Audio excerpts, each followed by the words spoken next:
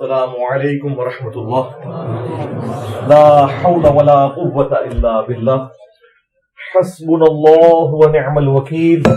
یا حی یا قیوم برحمتک استغیث. لا الہ الا انت سبحانک انی کنت من الظالمین. ربنا آتنا من لدنک رحمہ وہیئ لنا من امرنا رشدا. اللہم صل علی محمد وعلى آل محمد واصحاب محمد وازواج محمد وامة محمد اجمعین الى یوم الدین آمین. الحمد للہ رب العالمین والصلاة والسلام علی سید الانبیاء والمرسلین وعلى آلہ واصحابہ اجمعین الى یوم الدین.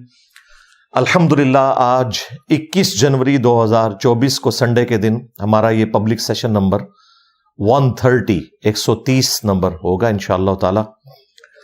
آپ کے یہ سوالات ریئل ٹائم پرچیوں کی شکل میں میرے پاس آ چکے ہیں. انشاءاللہ ہم انہیں بعد میں ڈسکس کریں گے. پہلے ایک کرنٹ ایشو پچھلے آلموسٹ 2 ویک سے انٹرنیشنل لیول کے اوپر ایک ایشو بنا ہوا ہے، اور وہ ہے ہمارے جو پڑوسی ملک انڈیا، وہاں سے ان کی ایک نان مسلم سفیر منسٹر جو کہ ہندو مذہب سے تعلق رکھتی ہیں، انہوں نے سعودی عرب کا وزٹ کیا، اور صرف سعودی عرب کا نہیں بلکہ حرم مدینہ کا وزٹ بھی انہیں کروایا گیا. مسجد نبوی شریف کے پریمیسز میں، مسجد قباء کے ارد گرد سارا وزٹ انہیں کروایا گیا. بیسیکلی وہ 2024 کا جو حج ہے اس کی جو تیاریاں ہیں، اور اس میں ظاہر ہے تقریباً 2 لاکھ کے قریب جو حجاج ہیں وہ انڈیا سے آتے ہیں. چند بڑے یعنی ممالک جن سے زیادہ تعداد میں حاجی حضرات آتے ہیں ان میں سے انڈیا بھی ایک ہے. تو اس اعتبار سے وہ وزٹ کرنے وہاں گئی تھی، اور اس کے بعد پھر پوری دنیا کے اندر مختلف مکاتب فکر سے تعلق رکھنے والے لوگوں کے درمیان ایک بحث چھڑ گئی، اور ظاہر ہے وہ جینون بحث چھڑی تھی، کیونکہ 2021 تک تو کسی بھی نان مسلم کا داخلہ حرم مدینہ کے اندر منع تھا. وہ پابندی چونکہ اٹھائی اس وقت کے جو سعودی کنگ ہیں محمد بن سلمان ان کی جانب سے، اور اسی میں پھر یہ سارا سلسلہ شروع ہوا.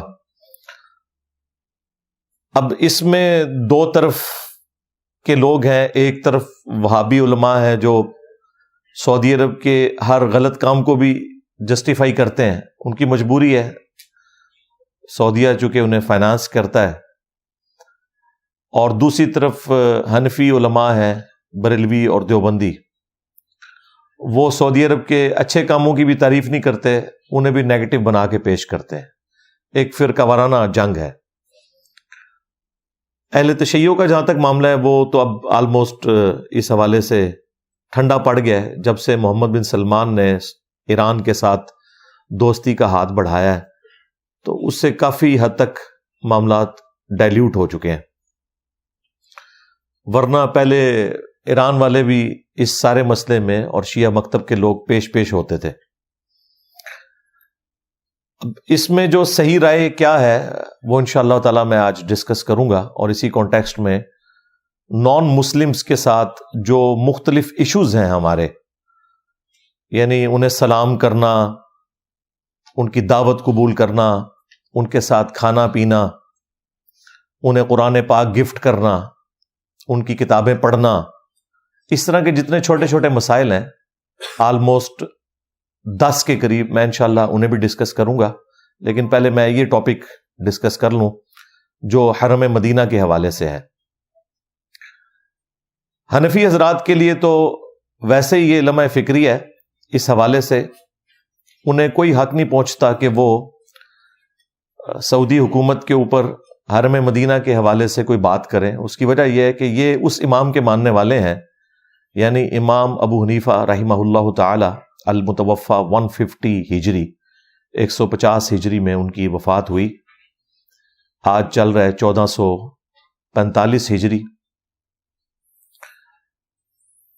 ان کے نزدیک تو مدینہ شریف حرم ہی نہیں ہے.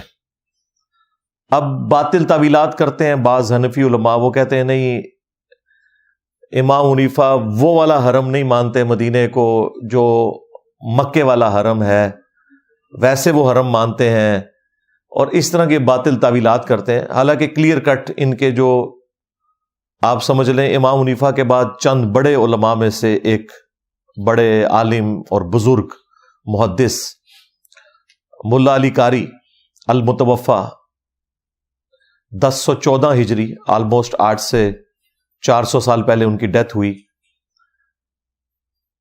انہوں نے مرقہ لکھی ہے، شرح مشکات کی. پوری دنیا کے اندر ایک علمی خزانہ ہے حنفیوں کے پاس، اور واقعی اس میں انہوں نے بڑے اچھے انداز کے اندر مسائل کو بیان کیا.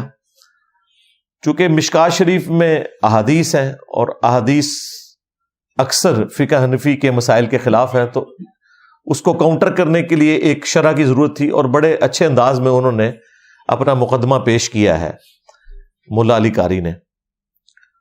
انہوں نے جہاں حرم مدینہ والا چیپٹر آیا ہے مشکات شریف میں، جس میں بخاری اور مسلم کے ریفرنس سے مشکات کے اندر احادیث موجود ہیں، اس کے سٹارٹ ہی میں انہوں نے کلیئر کٹ لکھا ہے کہ امام ابو حنیفہ رحمۃ اللہ علیہ کے نزدیک مدینہ حرم نہیں ہے. لیکن باقی جو 3 ائمہ ہیں اہل سنت کے، امام مالک، امام شافعی اور امام احمد بن حنبل رحمہم اللہ اجمعین وعلیہم السلام اجمعین ورضی اللہ عنہم اجمعین، یہ دعائیہ کلمات ہیں، وہ آپ کسی کو بھی دے سکتے ہیں.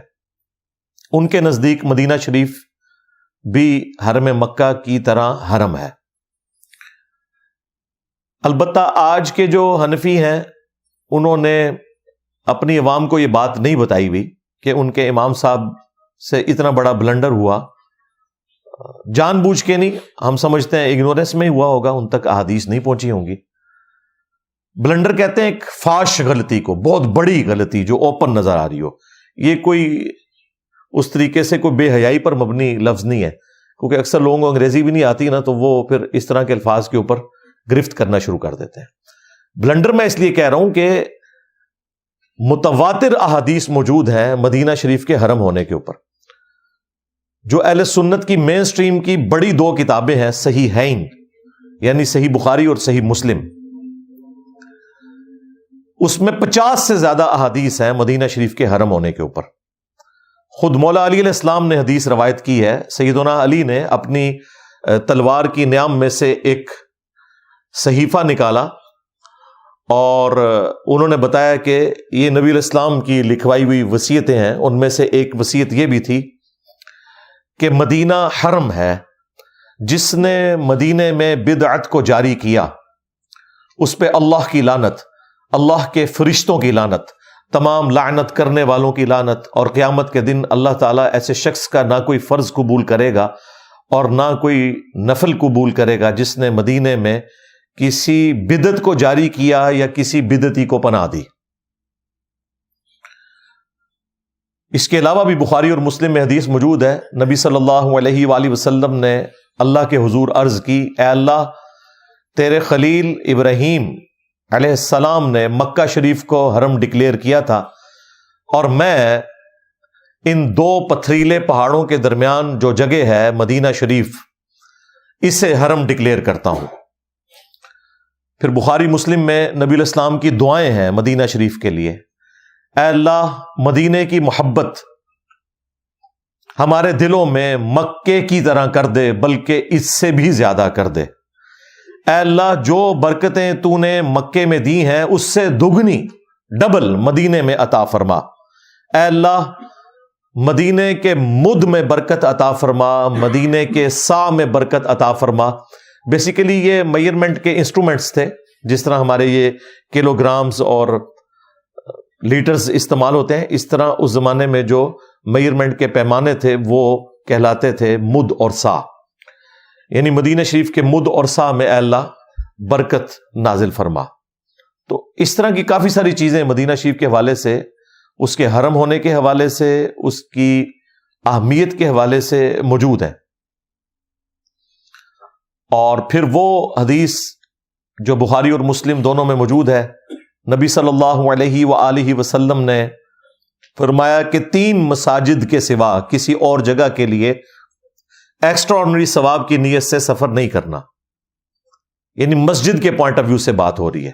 ویسے تو آپ نیکی کے کاموں کے لیے سفر کر سکتے ہیں, علمی مجالس کے لیے سفر کر سکتے ہیں, یعنی مسجد کے پوائنٹ آف ویو سے 3 مساجد کے سوا کسی اور جگہ کے لیے اونٹوں کے کجاووں کو نہیں کسنا, سفر اختیار نہیں کرنا. نمبر 1 بیت اللہ شریف, نمبر 2 مسجد اقصی, مسجد ایلیا یروشلم میں ہے جو, اور نمبر 3 مسجد نبوی صلی اللہ علیہ وآلہ وسلم جو مدینہ شریف میں ہے. لہذا مدینہ شریف کی حرمت, اس کا حرم ہونا, یہ الحمدللہ اسٹیبلش ہے. حنفی بھی آج کے اپنے بزرگوں کی تعلیمات کو چھوڑ چکے ہوئے ہیں. خود دیکھیں اعلی حضرت احمد بریلوی صاحب نے باقاعدہ پوری نعت لکھی ہے, حاجیو آؤ شہنشاہ کا روزہ دیکھو, کعبہ تو دیکھ چکے کعبے کا کعبہ دیکھو. تو بیسیکلی اعلی حضرت نے خود امام ابو حنیفہ رحمۃ اللہ علیہ سے اختلاف کیا ہے اس مسئلے میں کہ ان کا پوائنٹ آف ویو درست نہیں ہے. اور یہی ہم حنفیوں کو سمجھاتے ہیں کہ بڑے سے بڑا بھی کوئی بزرگ ہو, وہ دین میں فائنل اتھارٹی نہیں ہے. فائنل اتھارٹی قرآن و سنت ہے. کسی بڑے سے بڑے عالم کو بھی غلطی لگ سکتی ہے کسی بھی معاملے کے اندر, جس طرح اس مسئلے میں امام ابو حنیفہ رحمۃ اللہ علیہ کو غلطی لگ گئی. اور یہ کوئی ایک مسئلہ نہیں ہے جس میں ان کو غلطی لگی ہے. اس کے علاوہ بھی شوال کے 6 روزوں کو وہ بدعت سمجھتے تھے, مکروہ سمجھتے تھے. اور صرف امام ابو حنیفہ نہیں, امام مالک نے تو الموطا امام مالک میں باقاعدہ شوال کے 6 روزوں کا انکار کیا ہے. جبکہ ہمارے پاس صحیح مسلم شریف میں, ابو داؤد میں, ترمذی میں, نسائی میں, ابن ماجہ میں, یعنی بخاری کو چھوڑ کے باقی 5 کی 5 مین سٹریم کی کتابوں میں باقاعدہ حدیث موجود ہے کہ اللہ کے محبوب صلی اللہ علیہ وآلہ وسلم نے فرمایا جو کوئی شخص رمضان مبارک کے روزے رکھنے کے بعد شوال کے 6 روزے رکھ لے, اب اس کی مرضی ہے, وہ کنزیکٹو بھی رکھ سکتا ہے, چھوڑ کے بھی رکھ سکتا ہے. یعنی شوال کے مہینے کے اندر 6 روزے پورے کرنے ہیں. اس میں کوئی شرط نہیں ہے کہ ایک فوراً بعد رکھیں اور باقی بعد میں بے شک رکھ لیں, جس طرح مرضی رکھیں. تو وہ شخص گویا کہ ایسا ہے کہ پورے سال کے اس نے روزے رکھے, اور اگر اس کی زندگی کی یہ روٹین ہے تو اسے پوری زندگی کے روزے رکھنے کا ثواب ملے گا. جو شخص رمضان کے روزوں کے بعد شوال کے 6 روزے رکھ لے اس سے اگلے مہینے کے. تو اب یہ غلطی لگ سکتی ہے. اسی طریقے سے عقیقے کو وہ سنت نہیں سمجھتے تھے, زمانہ جاہلیت کی رسم سمجھتے تھے. زمانہ جاہلیت میں بھی عقیقہ ہوتا تھا لیکن اس میں کچھ خرافات بھی شامل تھیں. اب حنفیوں نے باقاعدہ اس چیز کو مانا ہے کہ وہ عقیقے کو درست نہیں سمجھتے تھے, لیکن پھر وہ کہتے ہیں نہیں, ان کا کہنے کا مطلب یہ نہیں تھا تو وہ تھا. بعض کہتے ہیں جی ان کی طرف غلط بات منسوب ہوگی, لیکن یہ بات تھی. لیکن دوسری طرف صحیح بخاری میں اللہ کے محبوب صلی اللہ علیہ وآلہ وسلم کا فرمان موجود ہے کہ بچے کی جان گروی ہوتی ہے, عقیقے کے عوض اس کی طرف سے خون بہاؤ. یعنی ایک جان اللہ کے حضور ایک بچے کی طرف سے آپ نے قربان کرنی ہے. اگر وہ بچہ میل ہے تو 2 جانیں, اگر فیمیل ہے تو 1 جان. وہ جامع ترمذی میں حدیث موجود ہے کہ لڑکے کی طرف سے 2 بکرے کرو اور لڑکی کی طرف سے 1. یہ کوئی اس اعتبار سے کوئی جینڈر کے پوائنٹ آف ویو سے اس کو تقسیم نہیں کیا گیا, بلکہ میڈیکلی تو میں یہ کہہ سکتا ہوں کہ آج ہمیں اس کی حقیقت سمجھ آتی ہے کہ بچے کی جان زیادہ ونریبل ہوتی ہے ایز کمپیئر ٹو بچیوں کی جان کے. کیونکہ آپ کسی بھی ڈاکٹر سے پوچھیں کہ جو بیبی گرل ہے نا, اس کی جراثیم کو, یعنی اس کے خلاف جو امیونٹی سسٹم ہے as compared to baby boy کے زیادہ ہوتا ہے. اور جو نیچرل ڈیتھس ہوتی ہیں, ایکسیڈنٹل ڈیتھس ہوتی ہیں, ان میں بھی جو بچے ہیں یا مردوں کے مرنے کے چانسز زیادہ ہوتے ہیں. ظاہر باہر نکلتے ہیں, پھر جنگوں میں بھی مرتے ہیں, اور بھی ایشوز ان کے ساتھ لگے ہوئے ہیں. تو اس اعتبار سے ان کا فدیہ 2 بکرے ہی ہونا چاہیے.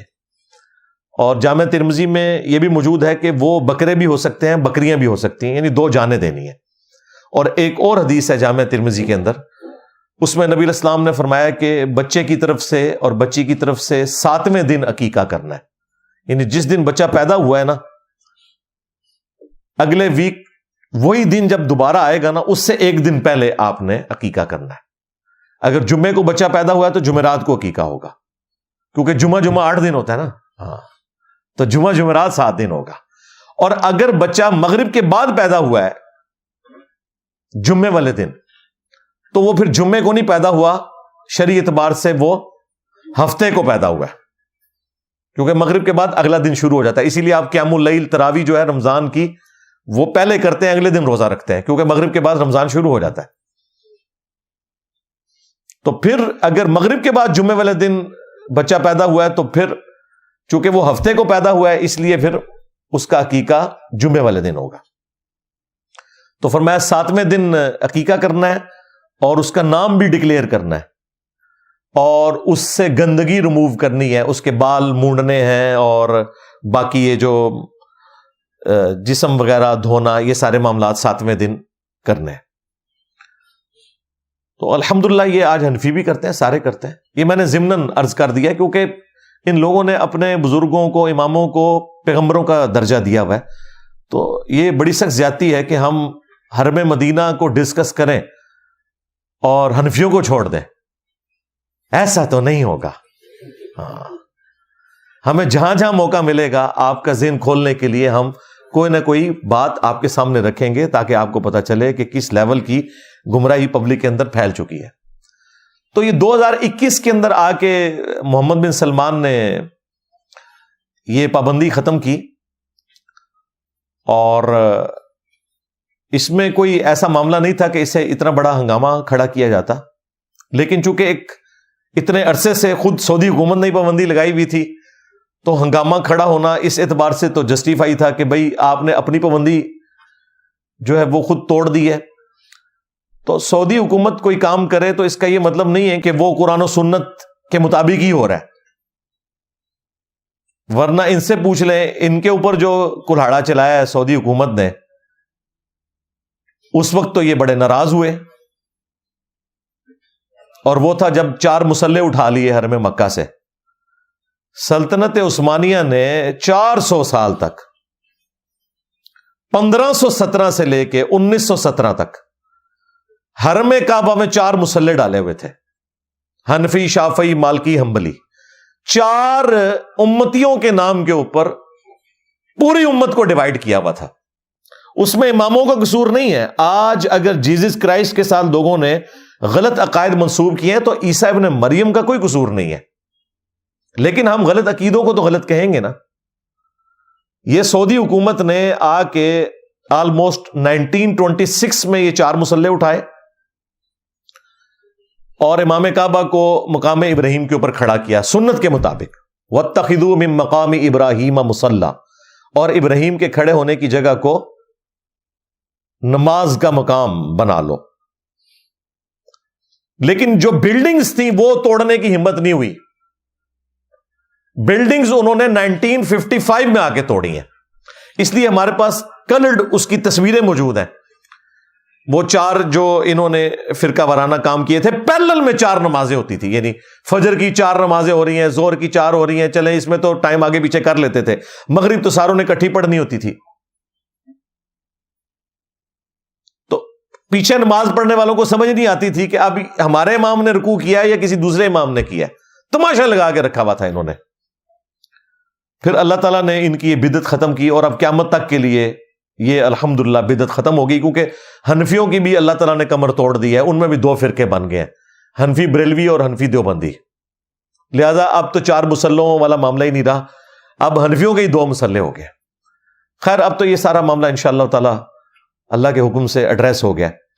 تو وہ جو سعودی حکومت کا کام تھا بالکل درست تھا۔ اس کے علاوہ انہوں نے وہاں پہ جو سلطنت عثمانیہ نے مزارات بنائے ہوئے تھے، جن کا کوئی لینا دینا ہی نہیں تھا قرآن و سنت کے ساتھ، وہ انہوں نے گرائے، اور انہوں نے یہاں پہ ہنگامہ کھڑا کیا، جی مزارات شہید کر دیے۔ اور شہید تو حلال چیز ہوتی ہے، جو حرام کام ہے اس کو ختم کرنا تو سنت کو اسٹیبلش کرنا ہوتا ہے۔ صحیح مسلم میں حدیث ہے، میں تمہیں منع کرتا ہوں قبروں کو پکا کرنے سے، قبروں پر عمارت بنانے سے اور قبروں پر بیٹھنے سے۔ ڈائریکٹ بیٹھنا بھی منع ہے اور مجاور بن کے بیٹھنا بھی منع ہے۔ صحابہ کرام علیہ رضوان سونے کا گنبد رکھ دیتے نبی علیہ السلام کی قبر اطہر کے اوپر، انہوں نے یہ حرکت نہیں کی، انہیں پتا تھا نبی علیہ السلام نے منع کیا ہے۔ ٹیکنالوجی بھی موجود تھی، نبی علیہ السلام کی پیدائش سے بھی 35 سال پہلے آیا صوفیہ کا یہ گنبد ہے، جو گنبد خضرا سے بھی 10 گنا بڑا گنبد ہے، ٹرکی میں استنبول کے اندر، جو آج کل انہوں نے کھول دیا ہوا ہے، میوزیم پلس مسجد اسے ڈکلیئر کیا ہوا ہے۔ یہ نبی علیہ السلام کی پیدائش سے بھی 35 سال پہلے کا ہے، لیکن نہیں منایا۔ ڈوم آف دا راک یروشلم میں، یہ صحابہ کرام کے زمانے میں عبد الملک بن مروان جو اموی خلیفہ تھا اس نے بنایا تھا، چونکہ وہ ایک چٹان کے اوپر تھا۔ مسجد پہ آپ گنبد بنا سکتے ہیں، چٹان پہ بنا سکتے ہیں، قبر پہ نہیں بنا سکتے، اس لیے دیکھیں اس نے قبر پہ نہیں بنوایا، انہیں پتا تھا کہ نبی علیہ السلام کی نافرمانی ہے۔ یہ 650 سال کے بعد جو ایوبی ڈائنیسٹی تھی، اس کی جو سلطنت تھی مملوک، اس میں ایک بادشاہ تھا ملک المنصور قلاوون، اس نے نبی علیہ السلام کی وفات کے 650 سال کے بعد، آلموسٹ 678 ہجری میں، یعنی آج چل رہا ہے 1445 ہجری، تو آلموسٹ 800 سال پہلے یہ گنبد لا کے رکھا۔ اس وقت لوگوں نے بڑی مخالفت کی، لیکن وہ حکومتی لیول کے اوپر ایک بدماشی سے کام ہوا۔ ایون جس نے مشورہ دیا تھا وہ معزول ہو گیا، اور لوگوں نے کہا اسے سزا ملی ہے جو اس نے اس بدعت کا مشورہ دیا تھا۔ یہ باقاعدہ یعنی تاریخ مدینہ پہ جو سب سے اتھینٹک کتاب مانی جاتی ہے، اس میں ضعیف روایتیں بھی ہیں، اس میں وہ جعلی واقعہ بھی لکھا ہوا ہے نور الدین زنگی والا، لیکن یہ واقعہ اس میں لکھا ہوا ہے کہ یہ کس طریقے سے جو ہے وہ مدینہ شریف میں اس بدعت کو جاری کیا گیا، گنبد رکھنے کی۔ وفاء الوفا اس کتاب کا نام ہے، علامہ سمہودی کی، 911 ہجری میں فوت ہوئے، آلموسٹ آج سے 500 سال پہلے۔ انہوں نے یہ پوری تاریخ مدینہ جمع کی ہے۔ خیر یہ الگ سے ایک ٹاپک ہے۔ تو پھر اس کے بعد پھر ظاہر ہے ایک سلسلہ شروع ہو گیا، بقیہ غرقد میں انہوں نے باقاعدہ مزارات بنائے، اور اتنے بڑے بڑے گنبد، ان کی بھی تصاویر موجود ہیں۔ پھر سعودی حکومت نے سب کچھ ختم کیا، یعنی سنت کو اسٹیبلش کیا، مزارات شہید نہیں کیے، سنت کو اسٹیبلش کیا۔ تو اس پہ میری تفصیلی ویڈیوز ریکارڈ ہیں، آج میرا چونکہ ٹاپک نہیں ہے اس لیے میں اس کو اسی پہ چھوڑتا ہوں۔ اس کے ساتھ جس کو شوق ہے اس کی تفصیلات کا تو وہ میری باقی تفصیلی ویڈیوز دیکھیں۔ آج ہم اس ٹاپک کی طرف واپس آتے ہیں جو حرم مدینہ والا ٹاپک ہے۔ تو حرم مدینہ کوئی شک نہیں اس میں حرم ہے، اور اس کا جو پروٹوکول ہے وہ حرم والا ہے، لیکن جو ایک حرم مکہ کو جو استثناء حاصل ہے حرم مدینہ کے اوپر، وہ غیر مسلم کے داخلے والا ایشو ہے۔ اس کے حوالے سے یہ چیز کلیئر کر لیں کہ اگرچہ مدینہ شریف بھی حرم ہے، لیکن جو ایک خاص پروٹوکول حرم مکہ کو حاصل ہے، اس اعتبار سے کہ وہاں پہ نان مسلم کوئی انٹر نہیں ہو سکتا، یہ ایک استثناء ہے حرم مدینہ کا۔ وہاں پر اس چیز کی اجازت ہے کہ کوئی نان مسلم انٹر ہو سکتا ہے۔ یہی وجہ ہے کہ مسلمانوں نے نبی صلی اللہ علیہ وآلہ وسلم کی وفات کے بعد بھی اسی لیگیسی کو چلایا کہ انہوں نے اپنا جو کیپٹل سٹی ہے، دارالخلافہ ہے، وہ مدینہ شریف کو رکھا، مکہ شریف کو نہیں رکھا۔ ظاہر ہے دارالخلافہ میں تو باہر سے بھی لوگ آ کے ملیں گے، تو پھر وہ والا سارا ایک کرٹیکل ایشو حرم مدینہ اور حرم مکہ کے فرق والا، اس کو پھر کیسے ایڈریس کیا جائے گا؟ تو مدینہ شریف میں یہ والا جو استثناء تھا، اس کی وجہ سے مسلمانوں نے دارالخلافہ مدینہ شریف میں رکھا۔ خود اللہ کے محبوب صلی اللہ علیہ وآلہ وسلم کا آفس مسجد نبوی شریف تھا، نہ صرف مسلمانوں سے ملتے تھے بلکہ نان مسلمز بھی آپ صلی اللہ علیہ وآلہ وسلم کو آ کر مسجد نبوی شریف کے اندر ملا کرتے تھے، نہ صرف حرم مدینہ میں، مسجد نبوی کے اندر۔ اس میں ایک مشہور واقعہ جو صحیح بخاری اور صحیح مسلم کے اندر ملتا ہے، بنی حنیفہ قبیلے سے ایک شخص تھا، ثمامہ بن اسال. وہ ایک جنگجو تھا اور ایک سمجھ لیں اس زمانے کا ایک بڑا دہشت گرد تھا. صحابہ اکرام نے اسے گرفتار کیا اور مدینہ شریف لے آئے.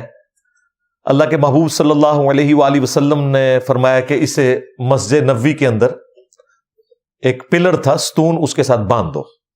وہ آج بھی آپ کو ستونوں کے اوپر نام باقاعدہ لکھے ہوئے ملیں گے. ان میں سے ایک ستون یہ بھی تھا جس پہ ثمامہ کو باندھ دیا گیا اور 3 دن تک اسے باندھ کے رکھا گیا. ظاہر بیچ میں کھانے پینے کے لیے یا ٹوائلٹ جانے کے لیے اسے کھولا جاتا تھا. نبی الاسلام کی خواہش تھی کہ یہ ہماری ایکٹیویٹیز کو مسجد نبوی میں آبزرو کرے، ہو سکتا ہے اس کا دل اسلام کے لیے اللہ تعالیٰ مائل کر دے، سینہ کھول دے. ایک دن جب گزرا تو نبی الاسلام اس سے مخاطب ہوئے اور پوچھا کہ تیرے ساتھ کیا معاملہ کیا جائے، بتا. اس نے عرض کی کہ اگر آپ مجھے قتل کروا دیں تو یقیناً میں اس کا حقدار ہوں کیونکہ میں ایک خونی شخص ہوں، اور اگر آپ مجھے معاف کر دیں تو میں آپ کا شکر گزار ہوں گا اور میں اس کی قدر کروں گا. نبی الاسلام تشریف لے گئے. اگلے دن پھر آئے اور پھر وہی سوال کیا، اس نے وہی جواب دیا. تیسرے دن آپ صلی اللہ علیہ وآلہ وسلم آئے اور وہی سوال کیا، اس نے وہی جواب دیا. اللہ تعالیٰ نے اپنے نبی کو بتا دیا ہوگا کہ اس کا سینہ کھل چکا ہے اسلام کے لیے. تیسرے دن جب اس نے وہی جواب دیا تو نبی الاسلام نے کہا کہ اس کی رسیاں کھول دو. رسیاں کھول دی گئیں. بخاری مسلم کے الفاظ ہیں کہ وہ شخص مسجد نبوی سے نکلا، پاس ایک کوئی حمام تھا، کوئی تالاب تھا، وہاں جا کے اس نے غسل کیا اور سیدھا نبی الاسلام کے پاس واپس آ گیا اور اس نے کہا اشہد ان لا الہ الا اللہ اشہد ان محمد رسول اللہ. میں گواہی دیتا ہوں کہ اللہ کے سوا کوئی معبود نہیں، اور میں گواہی دیتا ہوں کہ محمد صلی اللہ علیہ وآلہ وسلم اللہ کے بندے اور اس کے رسول ہیں. اس نے اسلام قبول کر لیا اور پھر اس نے کہا یا رسول اللہ صلی اللہ علیہ وآلہ وسلم، آج سے پہلے میرے دل میں کسی بھی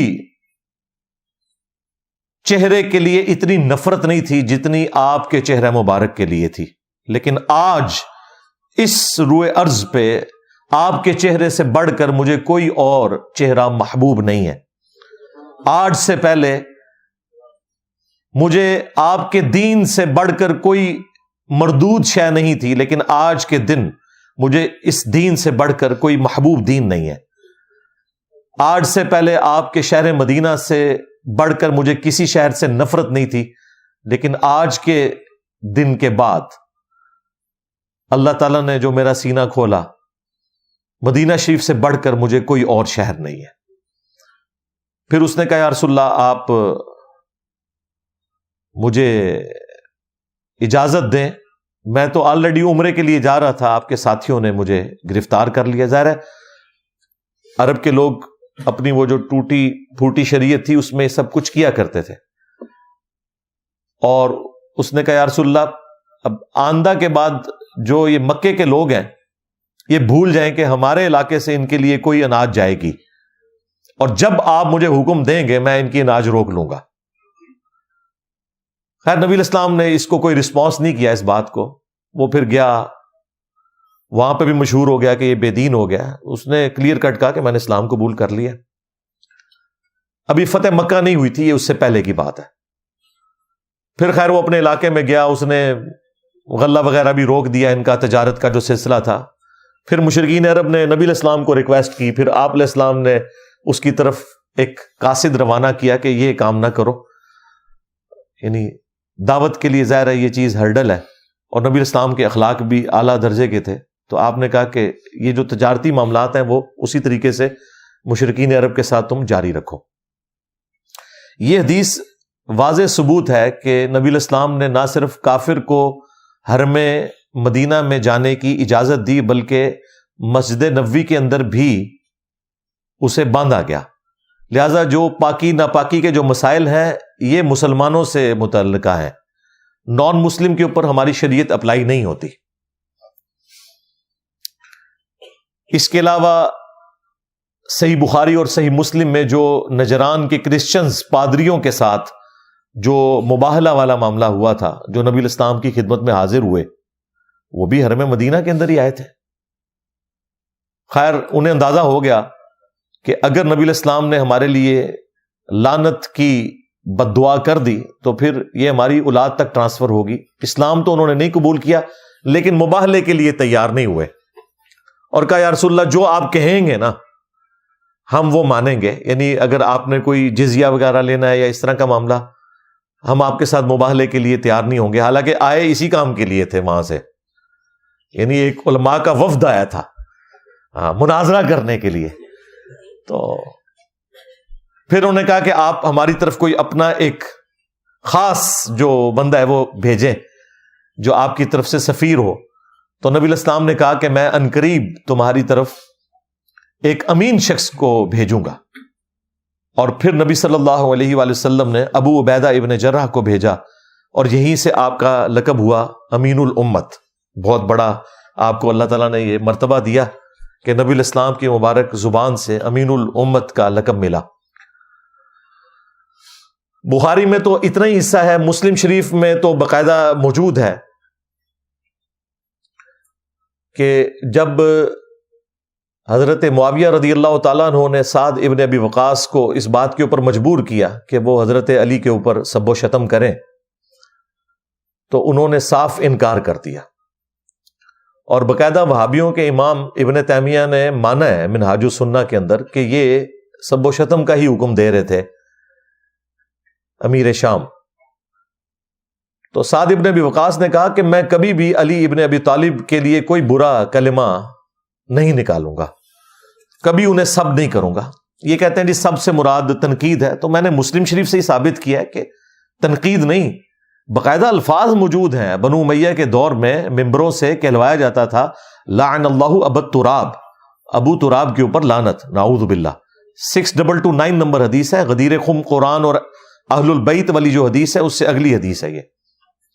لہٰذا بنو امیہ کے لوگ جب سب کا ذکر کریں تو اس سے مراد لعنت ہی ہے، اور بنو امیہ کے لوگ جب ابو تراب ذکر کریں تو وہ تحقیر سے ہی کہا کرتے تھے. تو انہوں نے کہا کہ کون سی چیز تمہیں مانے ہے کہ تم ابو تراب کے اوپر سب نہیں کرتے؟ انہوں نے کہا کہ میں نے علی ابن ابی طالب کے بارے میں رسول اللہ سے خود 3 ایسی باتیں سنی ہیں کہ ان میں سے مجھے ایک بھی مل جاتی تو میرے لیے سرخ اونٹوں سے بہتر تھا. یہ کون کہہ رہا ہے؟ سعد ابن ابی وقاص جو نبی الاسلام کے ماموں ہیں، اور بخاری مسلم میں الفاظ ہیں، خود مولا علی روایت کر رہے ہیں کہ میں نے خود نبی الاسلام سے غزوہ بدر اور احد کے موقع کے اوپر یہ سنا تھا کہ سعد اللہ کی راہ میں تیر چلا، میرے ماں باپ تجھ پہ قربان. یعنی اتنی بڑی ہستی، اور 10 صحابہ جنہیں جنت کی بشارت ملی ان میں سے ایک ہے. اور قادسیہ کے ونر، جنگ قادسیہ میں جب پرشین امپائر گرائی گئی تو مسلمانوں کی طرف سے جو سپہ سالار تھے، چیف تھے، حضرت عمر نے جن کو بنا کے بھیجا وہ سعد ابن ابی وقاص. اور وہ یہ کہہ رہے ہیں کہ مجھے حضرت علی والی ایک فضیلت بھی مل جائے تو وہی میرے لیے کافی ہے. تو انہوں نے پھر حضرت علی کے 3 فضائل گنوائے. پہلا انہوں نے کہا کہ نبی الاسلام نے غزوہ خیبر کے موقع پہ فرمایا تھا کہ کل میں اس شخص کے ہاتھ میں جھنڈا دوں گا جو اللہ اور اس کے رسول سے محبت کرتا ہے، اور اس سے بڑھ کر اللہ اور اس کا رسول اس سے محبت کرتے ہیں. تو وہ کہتے ہیں کہ ہم پوری رات سوئے نہیں اس انتظار میں کہ وہ خوش نصیب کون ہوگا، اور صبح کے وقت مولا علی کو نبی الاسلام نے بلا کر خیبر کے لیے روانہ کیا اور اللہ تعالیٰ نے فتح دی. یہ حدیث بخاری میں بھی تفصیل کے ساتھ موجود ہے، بلکہ مسلم میں تو یہاں تک الفاظ ہیں کہ حضرت عمر کہتے ہیں اس سے پہلے مجھے کبھی بھی کسی جنگ میں سپہ سلاری کا شوق نہیں ہوا تھا سوائے اس جنگ کے. میری خواہش تھی کہ خیبر کے موقع پر اللہ کے نبی علیہ السلام مجھے وہ جھنڈا دے دیتے. پھر انہوں نے کہا معاویہ سن دوسری فضیلت، غزوہ تبوک کے موقع پر جب نبی علیہ السلام رومن امپائر کے خلاف لڑنے کے لیے گئے تو آپ نے مدینہ شریف میں حضرت علی کو اپنا نائب چھوڑا بچوں اور عورتوں کے اوپر، تو حضرت علی رو پڑے. تو نبی علیہ السلام نے انہیں تسلی دیتے ہوئے فرمایا کہ علی کیا تم اس بات پر راضی نہیں ہو کہ تمہاری میرے ساتھ وہی نسبت ہے جو ہارون کی موسیٰ کے ساتھ، مگر میرے بعد کوئی نبی نہیں. اور یہ حدیث بخاری میں بھی موجود ہے اتنا حصہ. اس پہ میں نے ورڈکٹ دی تھی کہ اگر کوئی امتی نبی ہونے کا حقدار تھا نا تو وہ مولا علی تھے، اور نبی علیہ السلام انہیں بھی کہہ رہے ہیں کہ تمہاری نسبت تو وہی ہے جو ایک نبی کی دوسرے نبی کے ساتھ ہے، یعنی ہارون کی موسیٰ کے ساتھ. یہی نسبت تمہاری میرے ساتھ ہے، لیکن میرے بعد کوئی نبی نہیں.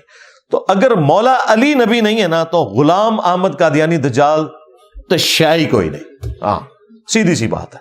یہ ختم نبوت کے اوپر پیرا دینے والی حدیث ہے.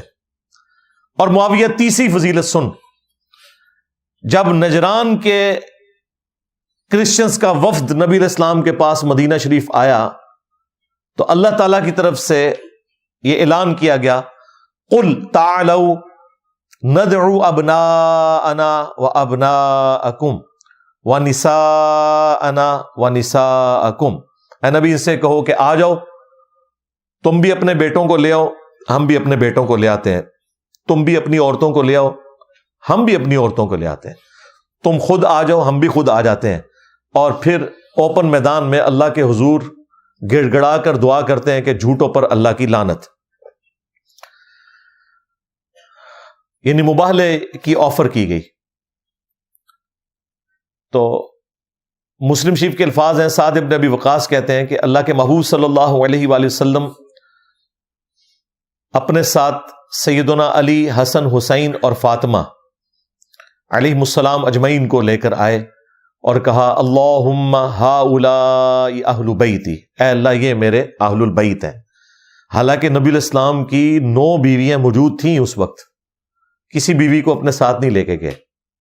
حضرت علی، حسن، حسین اور سیدہ فاطمہ کو لے کے گئے. باقی جو 3 بیٹیاں تھیں وہ فوت ہو چکی تھیں، اس لیے ان کو ساتھ نہیں لے کے گئے. اور کہا کہ یہ میرے اہل البیت ہے.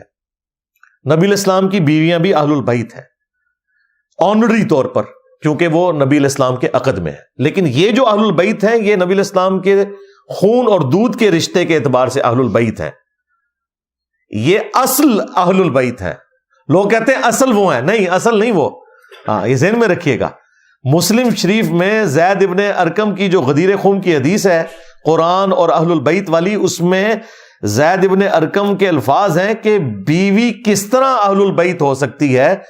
وہ صرف اس وقت تک اہل البیت ہے جب تک خامند کے عقد میں ہے. جب خامند طلاق دے دے تو وہ اپنے باپ کے گھر واپس چلی جاتی ہے. اگرچہ حضور نے کسی بیوی کو طلاق نہیں دی، لیکن زید ابن ارکم کہہ رہے تھے کہ بیویاں تو بعد میں اہل البیت میں شامل ہوئی ہیں نا، شادی سے پہلے تو کوئی بھی بیوی اہل البیت نہیں تھی. اور ہے اس وجہ سے کہ حضور نے اپنے ساتھ رکھا، اگر آپ چھوڑ دیتے تو اہل البیت نہ ہوتی. لیکن جو نبی علیہ السلام کے خون کے اور دودھ کے رشتے کے لوگ ہیں وہ آپ کے اہل البیت ہیں. پھر پوچھا کون سے، تو فرمایا آل علی، آل عقیل، آل جعفر، آل عباس. تو یہ زید ابن ارکم نے جو اس حدیث کے راوی ہیں انہوں نے یہ بیان کیا صحیح مسلم کے اندر. خیر وہ حدیث پھر 3 فضائل جب سنائے تو مسلم شریف میں تو حدیث یہیں پہ مکمل ہو جاتی ہے 100% اسی سند کے ساتھ. یہ حدیث سنن نسائی الکبریٰ کے اندر موجود ہے، خصائص علی والے چیپٹر میں. اس میں الفاظ ہیں کہ سعد ابن ابی وقاص کا بیٹا کہتا ہے کہ پھر جتنے دن حضرت معاویہ وہاں رہے، حضرت علی کی تنقیص کا ایک جملہ بھی اپنی زبان سے نہیں نکالا، کیونکہ میرے باپ نے جس طریقے سے انہیں ڈانٹا تھا. تو اس سے یہ پتہ چل گیا کہ یہ معاملہ کیا تھا. یہی حدیث سنن ابن ماجہ میں بھی ہے. اس میں تو چوتھی فضیلت بھی ایک بیان کی حضرت سعد نے، اور اس میں تو الفاظ ہیں سعد غصے میں آ گئے. انہوں نے کہا تو اس شخص کے بارے میں بات کر رہے ہیں جس کے بارے میں نبی علیہ السلام نے یہ فرمایا، یہ فرمایا، یہ فرمایا. اور اس میں یہ بھی فرمایا کہ نبی علیہ السلام نے کہا تھا من کنت مولاه فهذا علی مولا، جس کا مولا میں اس کا مولا علی. تو وہ فضیلت بھی وہاں پر بیان کی. تو یہ جو مباہلے والا معاملہ ہے یہ بھی مدینہ شریف میں ہوا، اور اس میں نجران کے کرسچنز آئے، نبی الاسلام نے باقاعدہ انہیں دعوت دی ہوئی تھی، لہذا حرم مدینہ کا جو پروٹوکول ہے نان مسلمز کے حوالے سے وہ ڈیفرنٹ ہے حرم مکہ کے پروٹوکول سے۔ یہ میں نے ساری باتیں اس لیے کی تاکہ آپ کو اوورال ایک ڈاکٹرن کلیئر ہو جائے، باقی تو صرف اپنا موقف ہی بیان کرتے ہیں، ہم تو ہر بات کو قرآن و سنت سے دلیل کے ساتھ بیان کریں گے تاکہ آپ کو اندازہ ہو کہ کون سی بات کتنی موجود ہے۔ ہم نے جذبات کے ساتھ نہیں دیکھنا معاملات کو، یہاں پہ لوگ جذبات کے ساتھ دیکھتے ہیں، علم کے اعتبار سے معاملات کو لے کے نہیں چلتے، اور اسی وجہ سے پھر اختلافات بڑھتے چلے جاتے ہیں۔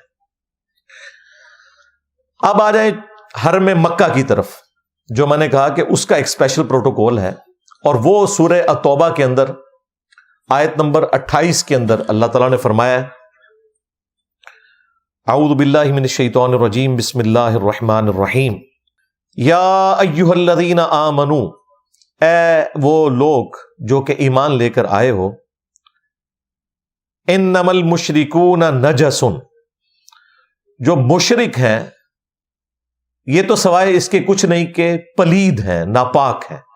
یہاں ناپاکی سے مراد ان کے عقیدے کی ناپاکی ہے، ظاہر ہے شرک سے بڑی تو ناپاکی کوئی ہو نہیں سکتی نا۔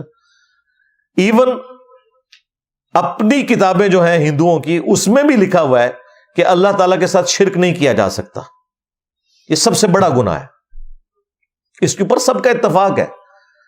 ڈاکٹر ذاکر نائک نے باقاعدہ ایک ویڈیو ریکارڈ کروائی ہے، سملیرٹیز بٹوین ہندوازم اینڈ اسلام، اس میں انہوں نے ہندوؤں کی کتابوں سے باقاعدہ یہ ساری کی ساری جو ان کی ورسز ہیں وہ کوٹ کی ہیں۔ فلا یقرب المسجد الحرام، تو وہ ہرگز جو مسجد حرام ہے اس کے قریب بھی نہ جائیں، بعد عامہم ھذا، اس سال کے بعد، یہ آخری سال تھا جو حرم مکہ میں آ گئے مشرکین عرب حج کرنے کے لیے، یہ حج کے موقع کے اوپر آیات نازل ہوئی تھی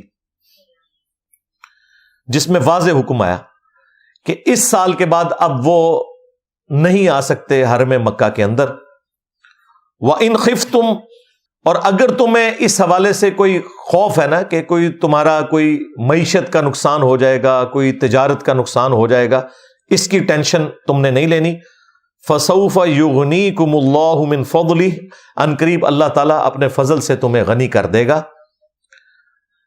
ان شاء، جو اللہ تعالیٰ چاہے گا۔ ان اللہ علیم حکیم، بے شک اللہ تعالیٰ علم والا ہے، حکمت والا ہے۔ ظاہر اللہ کو تو پتا تھا کہ ان قریب رومن اور پرشین امپائر مسلمانوں کے قدموں میں ڈھیر ہونے والی ہے، اور مسلمانوں کو ان کے خزانے مل جائیں گے، اس لیے کہا گیا کہ اکانومی کو نہیں دیکھنا، تجارت کو نہیں دیکھنا۔ مشرکین عرب کو اب اجازت نہیں ہے اس سال کے بعد کہ وہ حرم مکہ میں آ سکے۔ یہ وہ استثناء ہے جو حرم مدینہ سے ہٹ کے حرم مکہ کو حاصل ہے، کہ حرم مکہ کے اندر کوئی نان مسلم انٹر بھی نہیں ہو سکتا۔ یہ آیات نازل ہوئیں فتح مکہ سے 1 سال کے بعد، 8 ہجری میں فتح مکہ ہوا، اور 9 ہجری میں نبی علیہ السلام خود حج کے لیے تشریف نہیں لے گئے، بلکہ آپ نے سیدنا ابو بکر صدیق رضی اللہ تعالیٰ عنہ علیہ السلام کو اپنی طرف سے امیر حج بنا کر بھیجا کہ آپ جا کے وہاں حج کروائیں۔ اور یہ 9 ہجری کا حج ایسا تھا جو مسلمانوں نے اور مشرکین عرب نے اکٹھا کیا تھا، کیونکہ ان میں بھی حج جاری تھا، یہ اکٹھا حج ہو رہا تھا، اور پیچھے سے آیات نازل ہوئی مدینہ شریف میں، تو نبی صلی اللہ علیہ وآلہ وسلم نے سیدنا علی کو اور بعض اور صحابہ تھے، ان میں حضرت ابو ہریرہ بھی شامل تھے، باقی اصحاب کو حضرت علی کی سرکردگی میں مکہ شریف بھیجا، اور کہا کہ آپ نے میری طرف سے منا کے میدان میں جہاں قربانی ہوتی ہے وہاں پر جا کے اناؤنسمنٹ کرنی ہے، یہ قرآن پاک کی سورہ التوبہ کی آیات پڑھنی ہے۔ تو حضرت علی رضی اللہ تعالیٰ عنہ وہاں پہنچے، جا کے حضرت ابو بکر سے کہا کہ مجھے نبی علیہ السلام نے اس پیغام کے ساتھ بھیجا ہے۔ انہوں نے پہلا سوال یہی کیا کہ آپ کو امیر بنا کے بھیجا ہے، یا اس اناؤنسمنٹ کے لیے بھیجا ہے؟ انہوں نے کہا امیر آپ ہی ہیں، کیونکہ یہ ایک جو سیاسی نظام ہے اس میں پہلی چیز ہی یہی ہے کہ بھائی اگر لیڈرشپ اب ٹرانسفر ہونے لگی ہے تو پہلے مجھے وہ بتایا جائے کہ آپ کی ذمہ داری ہے، ٹھیک ہے آپ اس کو سنبھالیں۔ انہوں نے کہا نہیں، امیر حج آپ ہی ہیں، البتہ اناؤنسمنٹ میں خود کروں گا، وہ آپ نے نہیں کرنی، کیونکہ عرب کے لوگوں میں یہ رواج تھا کہ جو قبیلے کا سردار تھا یا وہ خود اناؤنسمنٹ کرتا تھا یا اس کا کوئی قریبی رشتہ دار کرتا تھا تو وہ اناؤنسمنٹ اس شخص کی طرف سے شمار ہوتی تھی۔ تو حضرت علی سے زیادہ تو قریبی نبی الاسلام کا کوئی نہیں تھا، اس لیے نبی الاسلام نے کہا کہ یہ آیات تم نے خود میری طرف سے تلاوت کرنی ہے وہاں جا کے، تاکہ لوگوں کو انشور ہو جائے کہ حضرت علی آئے ہیں، نبی الاسلام کے داماد بھی ہیں اور آپ کے چچا زاد بھی ہیں، دنیا اور آخرت میں آپ کے بھائی بھی ہیں۔ تو حضرت علی نے پھر وہ آیات تلاوت کی کہ یہ والی آیت سورہ التوبہ کی آیت نمبر 28 کہ اے اہل ایمان، جو مشرک ہیں، غیر اللہ کی پرستش کرنے والے لوگ، اللہ کے ساتھ شرک کرنے والے لوگ، یہ اپنے عقیدے کی پلیدی کا شکار ہیں، ناپاک ہیں، یہ اس قابل نہیں ہے کہ حرم کی سرزمین میں آئیں۔ اور پھر ساتھ انہوں نے نبی الاسلام کی طرف سے پیغام ایڈ کیا کہ نہ تو اب سے کوئی کافر حج اور عمرے کے لیے یہاں آئے گا اور نہ ہی کوئی کپڑے اتار کر طواف کعبہ کرے گا، کیونکہ مشرکین عرب کپڑے اتار کر طواف کعبہ کرتے تھے، اس رسم کو بھی ختم کیا گیا۔ یہ دو اناؤنسمنٹ کی گئی، یہ حدیث بخاری میں بھی ہے، مسلم میں بھی ہے۔ لہذا اس سے کلیئر ہو گیا کہ حرم مکہ کے اندر کوئی کافر انٹر نہیں ہو سکتا، حج اور عمرے کے لیے بھی انٹر نہیں ہو سکتا۔ یہ ایک اسپیشل آپ سمجھ لیں مسلمانوں کا کنٹونمنٹ ایریا ہے، یعنی اگر میں کہوں کہ مجھے پینٹاگون کا وزٹ کروایا جائے، مجھے تو خیر ویسے ہی نہیں کروائیں گے، میں تو ایک ایسے ادارے سے تعلق رکھتا ہوں کہ میرا تو جانا وہاں پہ مشکل ہے، تو ظاہر ہے امریکہ والے کبھی بھی الاؤ نہیں کریں گے، وہ کہیں گے کہ اس طریقے سے تو ہم ہر بندے کو تو وہاں وزٹ نہیں کروا سکتے، اور اگر کسی کو وزٹ کروانا ہوگا کوئی اسپیشل اس کے لیے کوئی اجازت نامہ ہوگا، جس طرح حرم مکہ کے لیے اجازت نامہ ہے لا الہ الا اللہ محمد رسول اللہ صلی اللہ علیہ وآلہ وسلم، یہ اجازت نامہ ہے کہ نان مسلم وہاں انٹر نہیں ہو سکتا۔ اس کو کوئی اس اعتبار سے نہ کہے کہ کوئی اسلام نے اس اعتبار سے کوئی سختی کر دی ہے کہ وہ ایک وزٹ کرنے والی جگہ تھی تو باقی لوگوں کو آنے کی اجازت کیوں نہیں دی۔ اللہ تعالیٰ نے حرم مکہ کو اپنے لیے خاص کر لیا، ویسے تو پوری سرزمین حرم کو ہی کیا ہے، وہاں پہ کوئی مندر تعمیر نہیں ہو سکتا، یہ کلیئر کٹ ہے، حرم کی سرزمین کو اللہ تعالیٰ نے خاص کر لیا ہے مسلمانوں کے لیے، اسلام کے لیے، لیکن جو اس میں پھر زیادہ سختی ہے وہ حرم مکہ کے اعتبار سے ہے کہ وہاں تو کوئی نان مسلم انٹر بھی نہیں ہوگا۔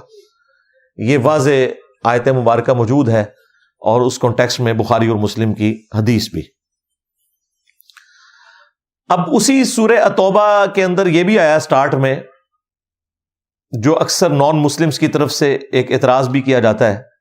سورہ توبہ میں وہ یہ آیت کوٹ کرتے ہیں کہ 4 مہینے کا ٹائم ہے، جب یہ 4 مہینوں کی مہلت مکمل ہو جائے گی تو پھر جہاں بھی دیکھو مشرکین کو قتل کرو اور دھاگ لگا کر بیٹھو، کسی کو نہیں چھوڑنا۔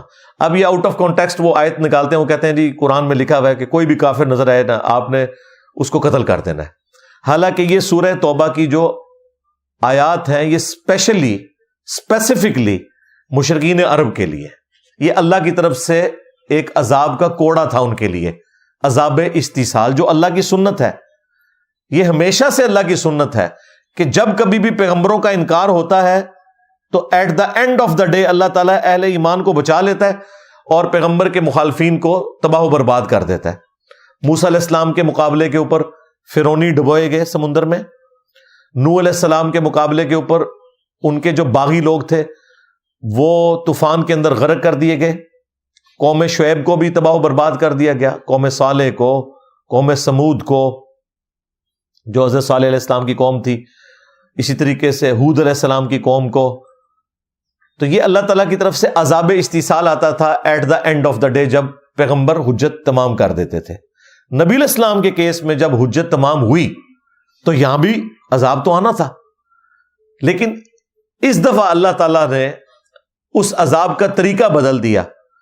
اور وہ بھی سورہ توبہ کی ہی آیت نمبر 14 میں آیا کہ اللہ تعالیٰ مسلمانوں کے ہاتھوں سے انہیں عذاب دے گا، یعنی مسلمانوں کی، صحابہ اکرام کی تلواریں اللہ تعالیٰ نے مسلط کر دیں ان کے اوپر، جن کی طرف بعثت خاصہ اس اعتبار سے نبی الاسلام کی تھی، اور بعثت عامہ والوں کے لیے بھی جن تک نبی الاسلام نے اپنی مبارک زندگی میں حجت تمام کی، جدھر جدھر آپ نے خطوط لکھے.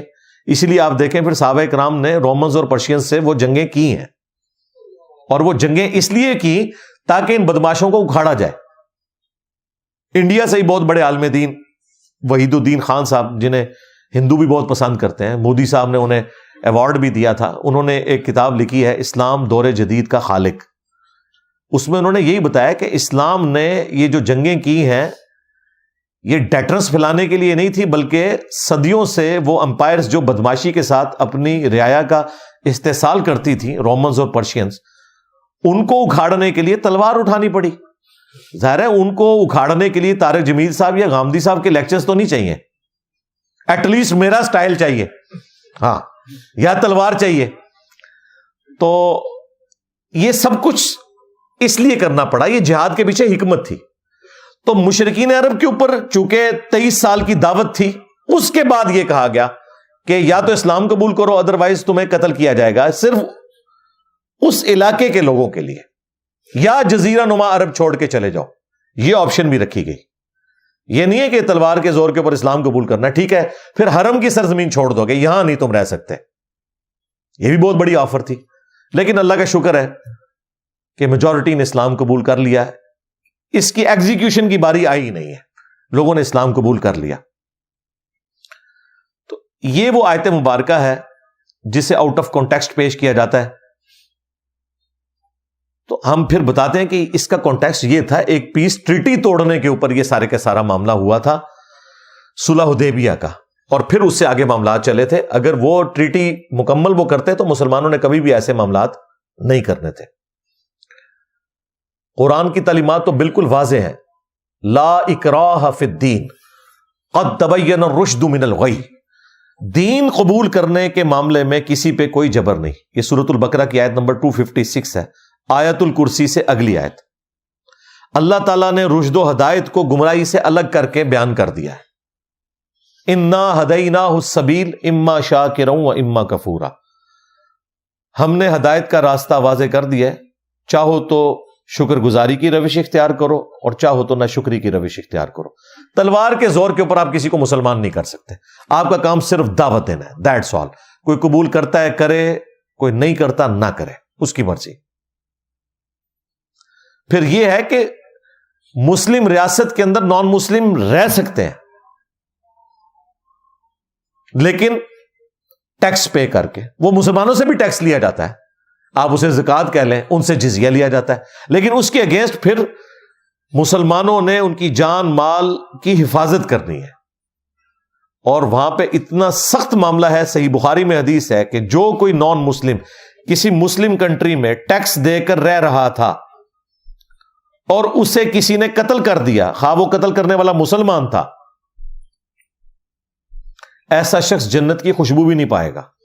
حالانکہ جنت کی خوشبو 40 سال کی مسافت سے آ رہی ہوگی. نبی علیہ السلام نے کہا 40 سال کی مسافت سے آ رہی ہوگی، اس کے باوجود ایسا شخص جنت کی خوشبو بھی نہیں پائے گا جس نے کسی نان مسلم کو ناحق قتل کر دیا. اور پھر کلائمیکس تو اس کا وہ ہے سورۃ المائدہ کی آیت نمبر 32 کہ جس نے ایک جان کو بھی قتل کیا، خواہ وہ مسلم تھا، نان مسلم تھا، کسی بھی مذہب سے تعلق رکھنے والا تھا، جان تھی، ایک جان کو بھی ناحق قتل کیا، گویا اس نے پوری انسانیت کا قتل کر دیا. سوائے 2 استثناء کے، یا تو قتل کے بدلے قتل ہو رہا ہوگا یا پھر فساد فی الارض کرنے والے لوگوں کو قتل کیا جائے گا. ان 2 استثناء کو چھوڑ کے جس نے ایک انسان کو بھی ناحق قتل کیا، پوری انسانیت کا اس نے قتل کر دیا. اور جس نے ایک جان کی زندگی بچائی، اس نے پوری انسانیت کو بچا لیا. تو اسلام کی تعلیمات اس حوالے سے بڑی اسٹریٹ فارورڈ ہے، کسی کو کوئی شک نہیں ہونا چاہیے. اسلام کوئی تلوار کے زور پر نہیں پھیلا. ہاں، اس کا یہ پہلو درست ہے کہ اسلام نے بدماشوں کو اکھاڑنے کے لیے تلوار کا استعمال کیا، یہ بالکل درست ہے. لیکن جہاں کئی مسلمان حکمرانوں نے اپنی ریاست کی ایکسپینشن کے لیے ناحق نان مسلمز کے اوپر تلوار اٹھائی یا ایون مسلمانوں کے اوپر تلوار اٹھائی، ہم ان چیزوں کو درست نہیں سمجھتے. کس طرح ہم انہیں جسٹیفائی کر سکتے ہیں؟ ہم خلفائے راشدین تک تو جسٹیفائی کرتے ہیں، اس کے بعد جو بھی اس طرح کی ایکسپینشن ہوئی تو وہ ایک سپر پاور کی ایکسپینشن تھی، پھیلتی چلی گئی، ہم اسے جسٹیفائی نہیں کرتے. میں خود مغلیہ خاندان سے تعلق رکھتا ہوں، لیکن اگر آپ مجھ سے پوچھیں تو جو کچھ مغلوں نے یہاں کیا ہے مسلمانوں کے ساتھ اور جو نان مسلمز کے ساتھ، ہم اسے کیسے جسٹیفائی کر سکتے ہیں؟ بالکل جسٹیفائی نہیں کریں گے. سب سے جو رول ماڈل کے طور کے اوپر یہ حکمران پیش کرتے ہیں نا، اورنگزیب عالمگیر ہے، کیونکہ اس نے علماء کو گود لیا ہوا تھا، علماء کا کھانا پینا بڑا اچھا لنگر کا بندوبست اس نے کیا تھا، پھر فتح عالمگیری بھی اس نے فقہ حنفی کا لکھوا دیا تو لوگ بڑے خوش تھے. اس کی حالت یہ تھی کہ یہ لوگ ہمیں بتاتے ہیں، اب ہمارا تو وہ دادا لگتا ہے، لیکن قرآن و سنت پہلے ہے، دادا تو بعد میں ہے، دادا تو شاہی کوئی نہیں قرآن و سنت کے مقابلے پہ. تو کہتے ہیں نہیں وہ ٹوپیاں بنا کے گزارا کرتا تھا، کبھی نماز نہیں چھوڑی. تو میں نے اس میں ایڈ کیا تھا، نہ نماز چھڑی، نہ پرا چھڑیا، نہ پیو چھڑیا، سارے بھائی اس نے قتل کروائے. باپ کو بھی 9 سال قید میں رکھا، شاہ جہان کو. اور یہ اسی بیوی کا بیٹا تھا جس کے لیے تاج محل بنوایا تھا شاہ جہان نے. انہیں کہ ابا جی اے میری اما سے کیتا سی تو سامنے تہاڈا قید خانہ بناواں گا. بالکل 9 سال ہے، بیبے دی زیارت کر دے رہو میری.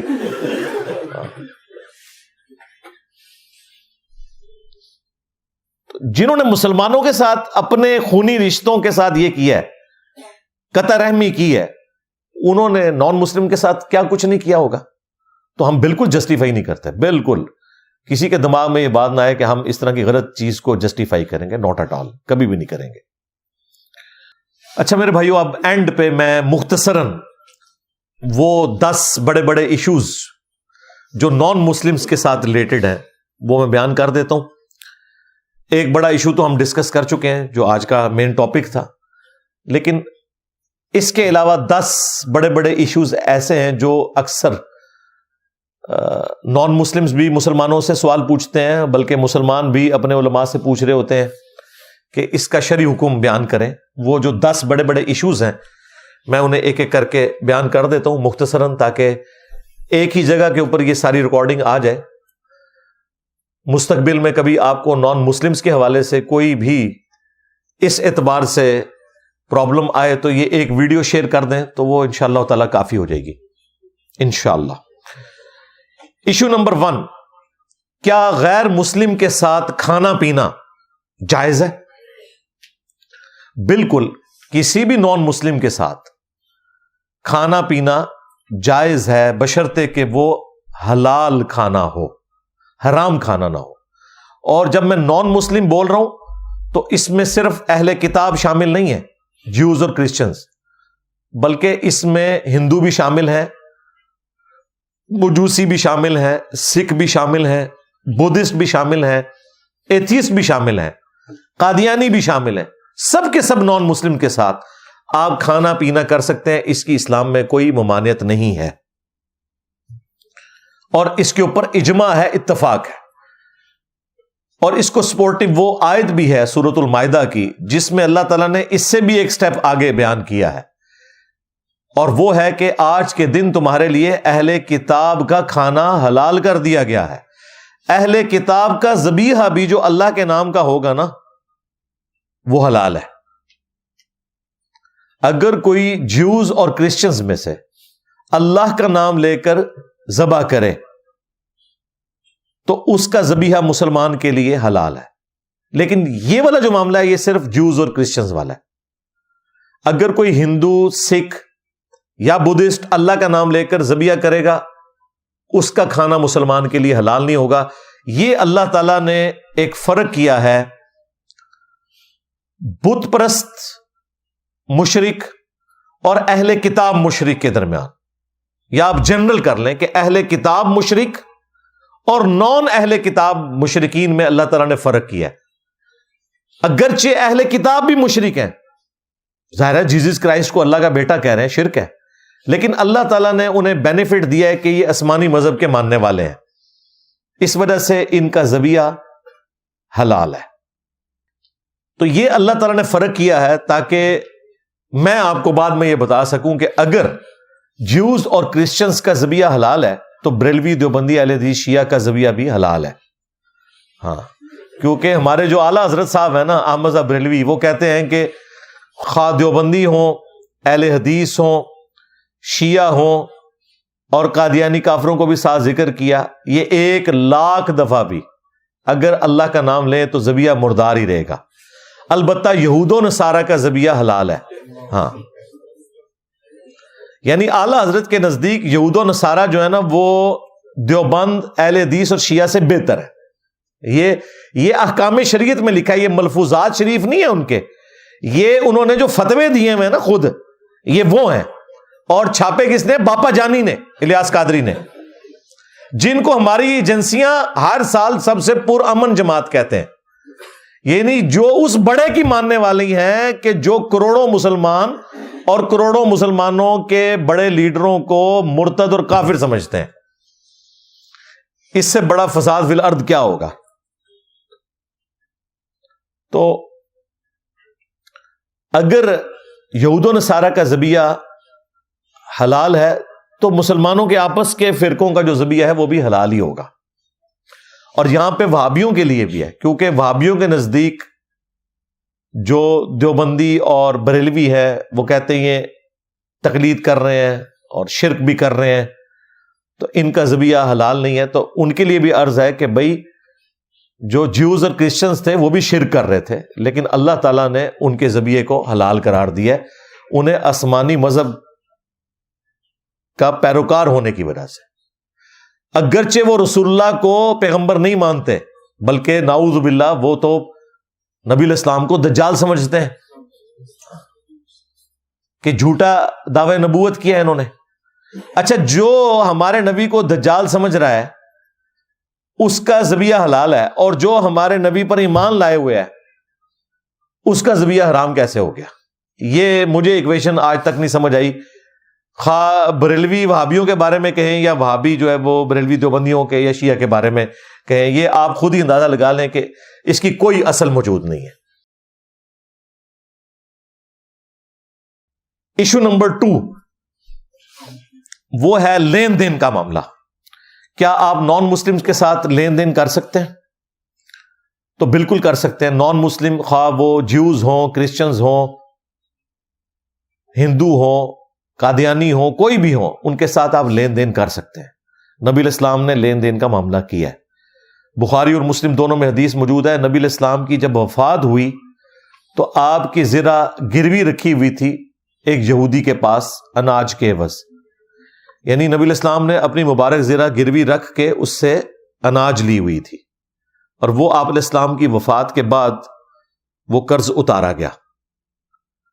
تو نبی علیہ السلام یہودیوں کے ساتھ لین دین کا معاملہ بھی کیا کرتے تھے، حتیٰ کہ بخاری میں موجود ہے نبی علیہ السلام نے تو ایک یہودیہ کی دعوت بھی قبول کر لی تھی کھانے کی، جس میں اس نے آپ کو بکری کے گوشت میں زہر ملا کے دے دیا تھا. اور ابو داؤد میں بڑی تفصیل کے ساتھ آتا ہے کہ کچھ اصحاب شہید ہو گئے تھے اس زہر کے وجہ سے. نبی الاسلام نے جب اپنی زبان پہ رکھا تو اس بوٹی میں سے آواز آئی، لیکن اس وقت تک زبان پہ آپ رکھ چکے تھے، آپ کو بھی اس کی تکلیف پہنچی اور مسلسل 4 سال آپ اس تکلیف میں رہے. اور بخاری میں آتا ہے کہ آپ کی ڈیتھ بھی پھر اسی میں ہوئی. اللہ تعالیٰ نے آپ کو آنری طور پہ ایک شہادت کی موت دے دی. تو یہ تکلیف آپ نے کاٹی، لیکن آپ نے دعوت قبول کی تھی. نبی علیہ السلام کو جو نان مسلم بادشاہ گفٹ بھیجا کرتے تھے وہ بھی آپ قبول کیا کرتے تھے. لہذا دعوت قبول کرنا، کھانا پینا کرنا، لین دین کرنا، یہ بالکل جائز ہے. میں بالکل اس حق میں نہیں ہوں کہ کسی نے اپنی دکان کے اوپر لکھ کے لگایا ہو کہ فلاں کے ساتھ لین دین منع ہے. کسی زمانے میں ہمارے جو جماعت اسلامی کے لوگ تھے، ان کے زیر اثر جو ان کی اسٹوڈنٹ ونگ تھی اسلامی جمعیت طلباء، انہوں نے کچھ سٹیکرز بنوائے، اور کچھ اور بھی بریلویوں کی تنظیم تھی انجمن طلباء اسلام ATI کے نام سے، اس طریقے سے دیوبندیوں کی تنظیمیں بھی تھیں، انہوں نے باقاعدہ سٹیکرز بنائے ہوئے تھے کہ جب تو کسی قادیانی سے لین دین کرتا ہے یا کسی قادیانی کو ملتا ہے تو گنبد خضرا میں رسول اللہ کا دل دکھتا ہے. یہ باقاعدہ سٹیکرز دکانوں پہ لکھے ہوتے تھے. پھر یہاں پہ قادیانیوں کے سوا ہر ایک کے ساتھ لین دین کرنا درست ہے، اور وہ اس طرح کے معاملات کیا کرتے تھے. وہ تو پھر ہم نے بعد میں بتایا کہ اسٹیکر میں نیچے لکھو کہ جب تو چشتی رسول اللہ پارٹی اور تھانوی رسول اللہ پارٹی سے ملتا ہے تب بھی رسول اللہ کا دل دکھتا ہے. ہاں، اور اب تو متفق علیہ ہو چکا ہے چشتی رسول اللہ، کیونکہ میں نے پوری ویڈیو ریکارڈ کرائی ہے کہ اشعری تھانوی نے بھی چشتی رسول اللہ کا دفاع کیا ہوا ہے اپنی کتاب کے اندر. لہٰذا یہ بریلوی اور دیوبندیوں کا مشترکہ عقیدہ ہو گیا چشتی رسول اللہ. تو یہ اسٹیکر میں یہ بھی ایڈ کریں. ہمارے نزدیک تو ایسا کوئی معاملہ نہیں ہے، لین دین آپ کر سکتے ہیں. کوئی بریلوی اگر دودھ بیچ رہا ہے دیوبندی بھی جا کے دودھ خرید سکتا ہے وہاں سے، کوئی مسئلہ نہیں ہے. ہمارے جو اپنی اکیڈمی کے سموسے آتے ہیں وہ ایک کٹر ٹھیٹھ حنفی دیوبندی کی دکان سے آتے ہیں. لیکن ظاہر ہے سموسوں کا تو کوئی فرقہ نہیں ہوتا، کاروبار کا کوئی فرقہ نہیں ہوتا، اس لیے یہ سارے معاملات چلتے ہیں. تو لین دین آپ کر سکتے ہیں. اور ظاہر میں یہی مثالیں دوں گا نا، جب یہ فرقے ایک دوسرے کو کافر سمجھتے ہیں. وہ ایک مفتی نے کہا انجینئر صاحب آپ مسلمانوں کو چھوڑیں کافروں کے پیچھے پڑھیں. میں نے کہا کافروں کے پیچھے ہی پڑھا ہوں. اعلیٰ حضرت ہمیں پہلے ہی بتا گئے ہیں کہ دیوبندی جو ہیں کافر ہیں، واجب القتل ہیں، مرتد ہیں. حسام الارمین میں اور احکام شریعت میں تو انہوں نے لکھا کہ دیوبندی ہوں اور وابی ہوں، شیعہ ہوں، سب کو وہ کافر کہے گئے ہیں. تو آپ کے بڑوں کی نظر میں دوسرے بڑے سارے کافر، ان کے ماننے والے کافر. اور دیوبندیوں کا جو وہ مفتی جو یہ بنا ہوا تھا فرنٹ مین، اس کے لیے میں کہوں گا کہ بھی تیرے بڑوں نے بھی احمد بریلوی کو شیطانی لشکر ڈکلیئر کیا المہند علی المفند کے اندر، اور ان کی پوری جماعت کو، اور کہا کہ علماء دیوبند رضی اللہ عنہم پر حملہ آور ہوئے ہیں. 14ویں صدی کے مولویوں کو رضی اللہ عنہم، جس طرح کے شیاطین حملہ آور ہوتے تھے انبیاء پہ. اپنے بابوں کو اس نے انبیاء کی جگہ پہ رکھا. ٹھیک ہے، یہ سمجھانے کے لیے ریزیمبلنس ہو سکتی ہے، ہم اسے کوئی گستاخی نہیں سمجھتے. لیکن اس میں مسئلہ یہ ہے کہ انبیاء کے خلاف جو شیاطین کھڑے ہوتے تھے نا وہ کافر ہوتے تھے. تو اس کا مطلب یہ ہے کہ تم پھر بریلویوں کو کافر ہی سمجھتے ہو. اور اہل حدیث کو لکھا خوارج کی ایک جماعت ہے المہند میں، آج چندے اور ریال انہی سے جا کے لیتے ہیں.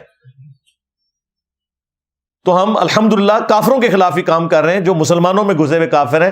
اور یہ ہمیں آپ نے بتایا. ہمارے نزدیک تو سارے مسلمان ہیں اللہ کے فضل سے. تو یہ سب کے ساتھ لین دین ہو سکتا ہے. ایشو نمبر 3 وہ ہے نکاح کا معاملہ، شادی کرنے کا معاملہ. تو وہ بھی سورۃ المائدہ میں اللہ تعالیٰ نے ایکسیپشن دے دی ایک، کہ جو اہل کتاب کی عورتیں ہیں نا وہ مسلمان مردوں کے لیے حلال ہے. مسلمانوں کی کوئی عورت اہل کتاب مرد کے ساتھ شادی نہیں کر سکتی، لیکن اہل کتاب کوئی عورت یعنی جیوز اور کرسچنز میں سے وہ کسی مسلمان مرد کے ساتھ شادی کر سکتی ہے. اور یہاں شادی سے مراد وہ نہیں ہے جو آپ لوگ دوسرے ملکوں میں جانے کے لیے کاغذی شادی کرتے ہو، وہ بالکل حرام ہے. شادی اسلام میں خاندانی سسٹم کو چلانے کے لیے ہوتی ہے، یہ ذہن میں رکھیے گا، یہ کاغذی کارروائیوں کے لیے نہیں ہوتی. البتہ ادر دین جو یہود و نصارہ ہیں، نہ تو ان کی عورتیں مسلمانوں کے لیے حلال ہیں، نہ مسلمان عورتیں ان کے مردوں کے لیے حلال ہیں. یہ صرف حکم عورتوں کا ہے، اور وہ بھی اہل کتاب کی عورتیں مسلمان مردوں کے لیے جائز ہیں. لہٰذا کسی ہندو عورت کا مسلمان مرد کے ساتھ یا مسلمان عورت کا ہندو مرد کے ساتھ شادی والا نکاح والا معاملہ نہیں ہو سکتا. یہ بالکل کلیئر کٹ سمجھ لیں آپ. اس میں ایک تفرد ہے ابن عمر کا جو بعض اہل حدیث بھی پیش کرتے ہیں، اس کی وجہ سے وہ کہتے ہیں کہ بریلوی اور اہل حدیث کی شادی نہیں ہوتی ہے. تو ہم ان سے پوچھتے ہیں کہ بھائی جب یہود و نصارہ کی لڑکیوں کے ساتھ مسلمان شادی کر سکتے ہیں تو ایک بریلوی لڑکی کے ساتھ ایک وہابی لڑکے کی شادی کیوں نہیں ہو سکتی؟ تو وہ کہتے ہیں اس لیے کہ وہ مشرک ہے. ہم کہتے ہیں وہ یہود و نصارہ بھی مشرک ہے. تو وہ کہتے ہیں یہود و نصارہ کے ساتھ بھی نہیں ہو سکتی. پھر وہ آگے چلے جاتے ہیں. لیکن یہ چند ایک جذباتی لوگ ہیں، میں اس کو کوئی اس فرقے کی ریپرزنٹیشن نہیں سمجھتا. انہیں اپنے فاسد عقیدے کی حفاظت کے لیے جھوٹ بولنا پڑتا ہے، اور پھر سہارا لیتے ہیں صحیح بخاری سے عبداللہ ابن عمر کا. کیونکہ عبداللہ ابن عمر جو تھے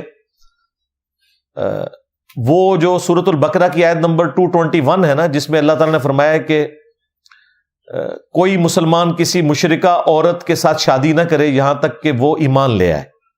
اس سے بہتر ہے کہ وہ کسی غلام عورت کے ساتھ شادی کر لے ہو جو مومنہ، اور پھر اسی طریقے سے مومنہ عورت کے لیے بھی کہا گیا کہ وہ کسی مشرک مرد کے ساتھ شادی نہیں کر سکتی. اس آیت کے کانٹیکسٹ میں امام بخاری لے کر آئے کہ ابن عمر یہ کہتے تھے کہ میرے نزدیک تو اس سے بڑا کوئی شرک ہی نہیں ہے کہ کوئی شخص عیسیٰ ابن مریم کو اللہ کا بیٹا کہے یا کہے کہ وہ اللہ ہی ہے، خواہ وہ کیتھولک ہو یا پروٹیسٹنٹ. آج کل، اس زمانے میں جیکوبائٹس تھے، آج کل پروٹیسٹنٹ ہیں. عبداللہ ابن عمر یہود و نصارہ کو بھی مشرکین کی کیٹیگری میں فال کرواتے تھے، لیکن امت نے ان کا یہ فتویٰ قبول نہیں کیا کیونکہ یہ فتویٰ قرآن کے بھی خلاف ہے. سورہ بقرہ کے بعد سورۃ المائدہ نازل ہوئی ہے اور اس میں اللہ تعالیٰ نے اہل کتاب کی عورتوں کے ساتھ شادی کی اجازت دے دی ہے.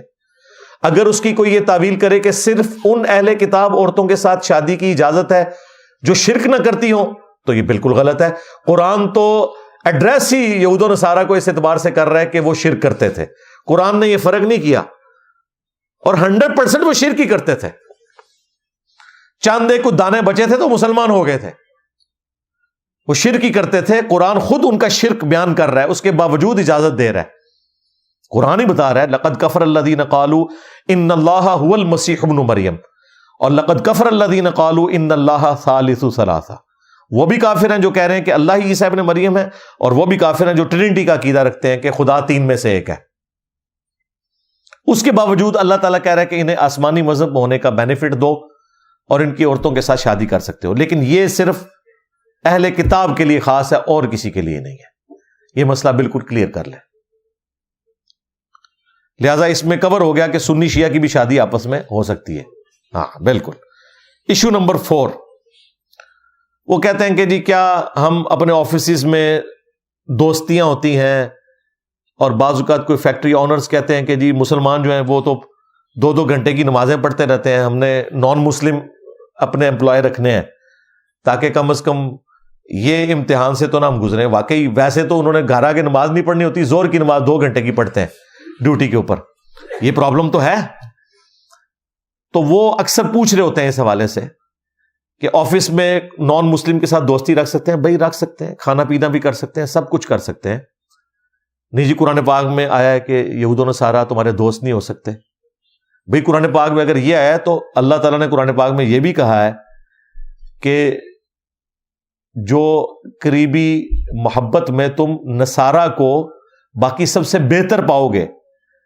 اسلام دشمنی کے اعتبار سے جیوز اور مشرکین زیادہ بڑے ہیں، لیکن یہ نصارہ جو ہیں یہ مسلمانوں کے زیادہ قریب ہیں کیونکہ ان میں قسیسین ہیں، رہبان ہیں، یہ تکبر نہیں کرتے، نرم دل لوگ ہیں. تو یہ چیزیں بھی بیان ہوئی ہیں. اس کے علاوہ بھی قرآن پاک میں اللہ تعالیٰ نے فرمایا کہ اہل کتاب میں ایسے لوگ بھی ہیں کہ ان کے پاس ڈھیروں ڈھیر تم سونا بھی رکھوا لو تو وہ کبھی بھی اس میں خیانت نہیں کریں گے. ان میں اچھے لوگ بھی ہیں، برے لوگ بھی ہیں. یہ ساری چیزیں، لین دین والا معاملہ بھی ہونا ہے. ہاں جو چیز مذمت کی گئی وہ ہے یہود و نصارہ کو اپنا دوست نہ بناؤ اپنی دلی دوستی میں، جس میں آپ کوئی حکومتی راز ان کے ساتھ شیئر کرتے ہیں. یہ دوستی منع ہے. ورنہ اگر مطلقاً دوستی منع ہو تو مجھے بتائیں بیوی سے زیادہ انسان کا کون دوست ہوتا ہے؟ کیا بیوی کے ساتھ دشمنی کا رشتہ ہوتا ہے؟ قرآن تو کہہ رہا ہے کہ ہم نے میاں بیوی میں محبت ڈال دی ہے.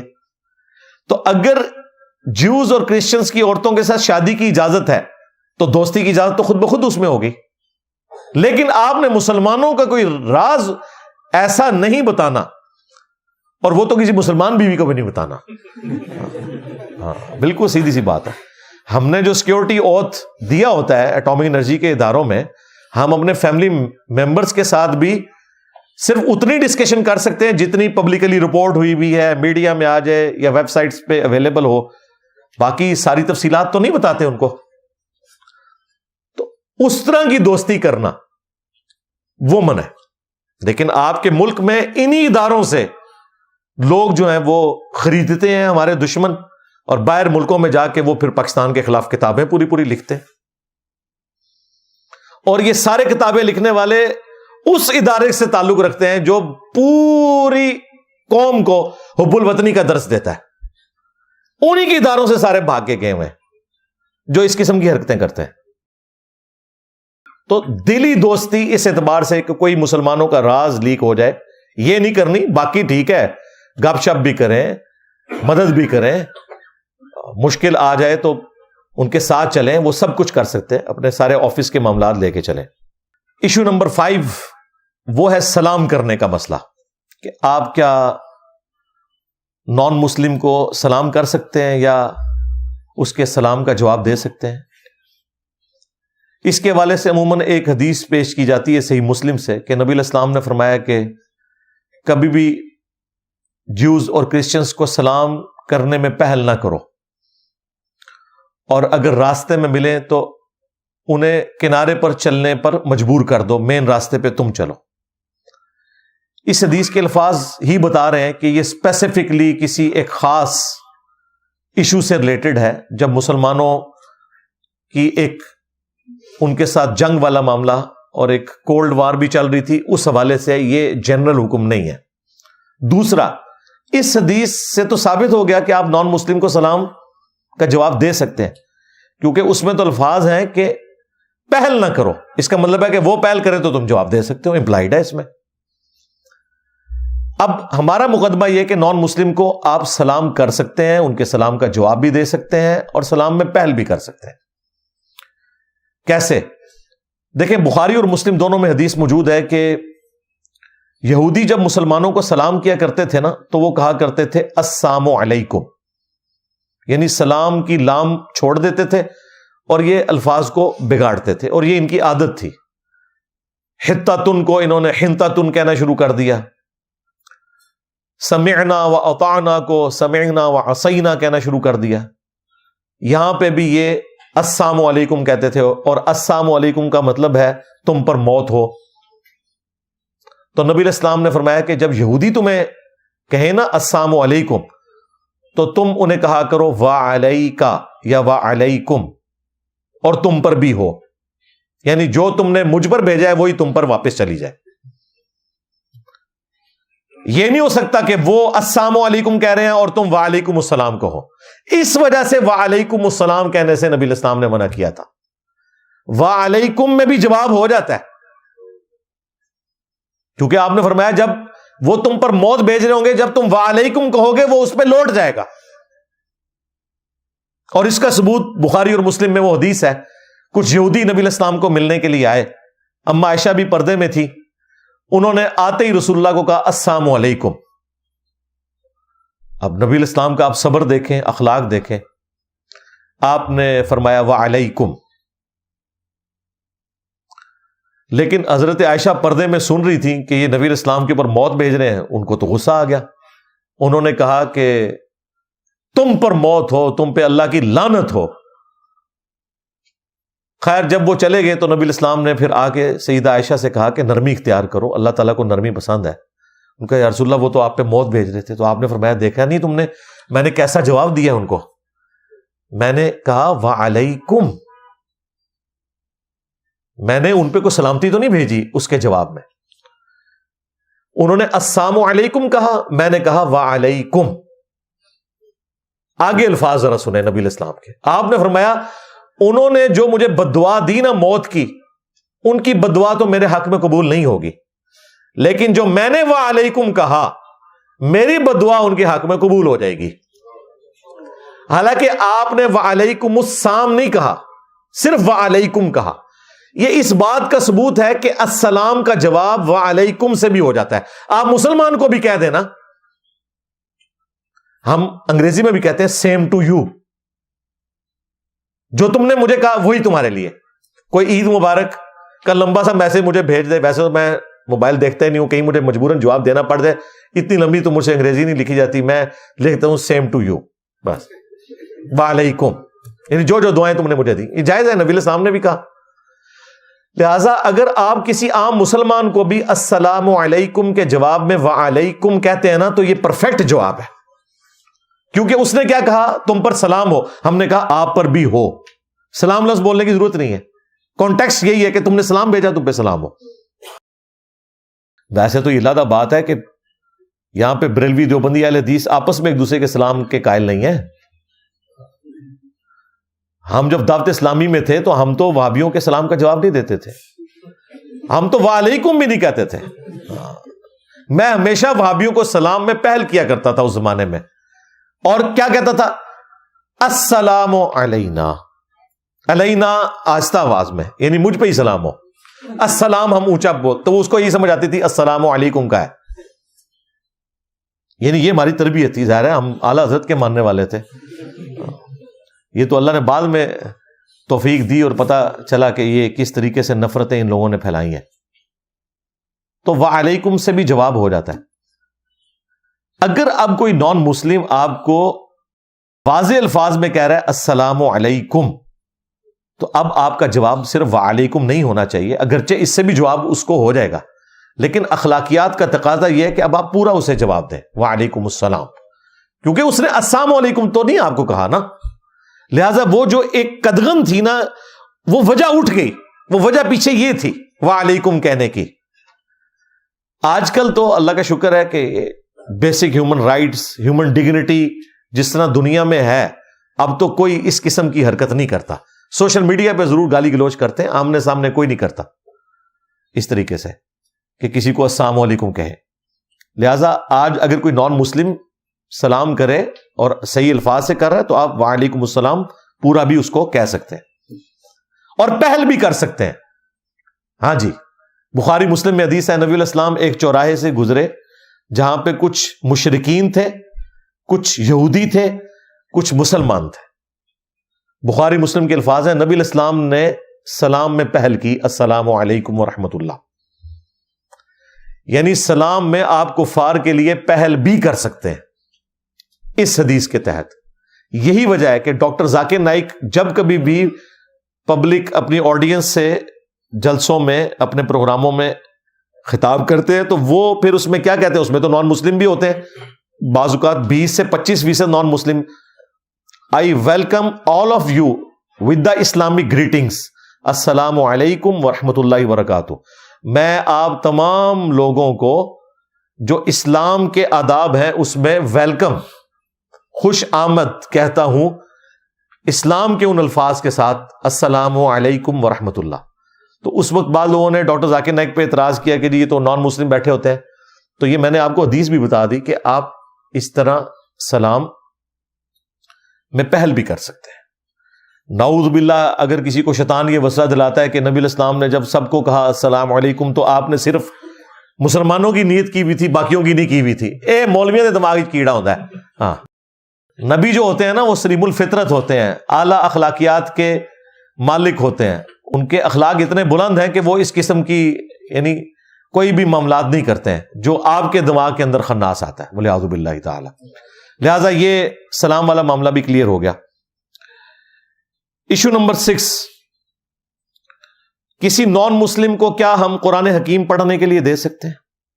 جی بالکل دے سکتے ہیں. قرآن پاک تو بریلویوں کے نزدیک تو نازل ہی کافروں کے لیے ہوا ہے. ہاں، آپ کوئی آیت پیش کریں کہتے کافروں نے بارے چاہے کافروں نے بارے چاہے، تو بریلوی تو مانتے ہیں کہ کافروں کو ہی دینا چاہیے، وہ کہتے ہیں ہمارے لیے تو نازل ہی نہیں ہوا. تو یہ میں نے الزامی جواب کے طور پہ بات کی ہے، پھکی کے طور پہ. تو نان مسلم کو آپ نے قرآن ہی تو دینا ہے. اسلام کو آپ نے اسٹڈی اس اعتبار سے کروانا ہے کہ آپ کہیں گے جی یہ اسلام کے نمائندہ علماء ہیں، ان کو دیکھیں اور صحابہ کرام کی یاد تازہ ہو جائے گی. ٹھیک ہے، تو ان کو دیکھنے سے صحابہ کرام کی یاد تازہ نہیں ہوتی، صحابہ کے مخالفین کی یادیں ہی تازہ ہوتی ہیں. تو قرآن ہی پڑھنے کے لیے دیں گے. قرآن نازل ہوا مشرکین عرب کے اوپر اور انہوں نے قرآن سن کے اسلام قبول کیا. کتنے صحابہ کرام قرآن کی وجہ سے ہی مسلمان ہوئے ہیں. نبی علیہ السلام کی دعوت کا انسٹرومنٹ ہی یہی ہے. وَأُوحِيَ إِلَيَّ هَذَا الْقُرْآنُ لِأُنذِرَكُم بِهِ وَمَن بَلَغَ. اے نبی تم فرماؤ قرآن مجھے اس لیے وحی کیا گیا تاکہ اس قرآن کے ذریعے میں تمہیں بھی ڈر سنا دوں اور جس تک یہ دعوت پہنچ جائے اس قرآن کے ذریعے دعوت کرے. اچھا، جب ہم یہ بات کرتے ہیں تو وہ کہتے ہیں چلیں آپ احتیاط کریں ترجمہ دے دیں، عربی والا قرآن نہ دیں. ان کے نزدیک جو ترجمہ ہے وہ قرآن ہی کوئی نہیں ہے.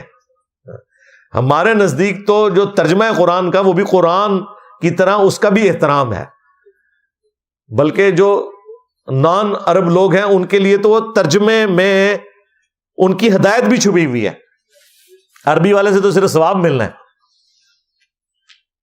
اور وہ بھی اس صورت میں اگر آپ نے اس کے اوپر عمل کیا. اگر قرآن پڑھ کے اپنے اوپر ہی لعنتیں بھیجتے رہے، ظاہر قرآن میں تو ہے لعنت اللہ علی الکاذبین، جھوٹوں پر اللہ کی لعنت، تو اپنے اوپر لعنت بھیج دی.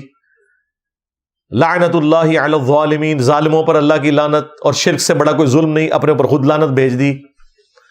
تو ترجمے والا قرآن اگر آپ کسی نان مسلم کو دیتے ہیں تو ظاہر عربی بھی اس میں لکھی ہوئی ہوگی، اور وہ لکھی ہونی چاہیے، صرف ترجمے والا قرآن چھاپنا بھی نہیں چاہیے، کیونکہ وہ قرآن نہیں ہے، قرآن کا ترجمہ ہے، بہرحال اوریجنل ٹیکسٹ اوپر ہونا چاہیے۔ پھر اس سے یہ پوچھیں کہ اس وقت بھی 1.5 کروڑ کرسچنز ایسے ہیں نان مسلمز جن کی زبان ہی عربی ہے اور وہ نان مسلم ہے، ان کو قرآن کا ترجمہ کس زبان میں دیں گے؟ عربی میں کر کے دیں گے ترجمہ۔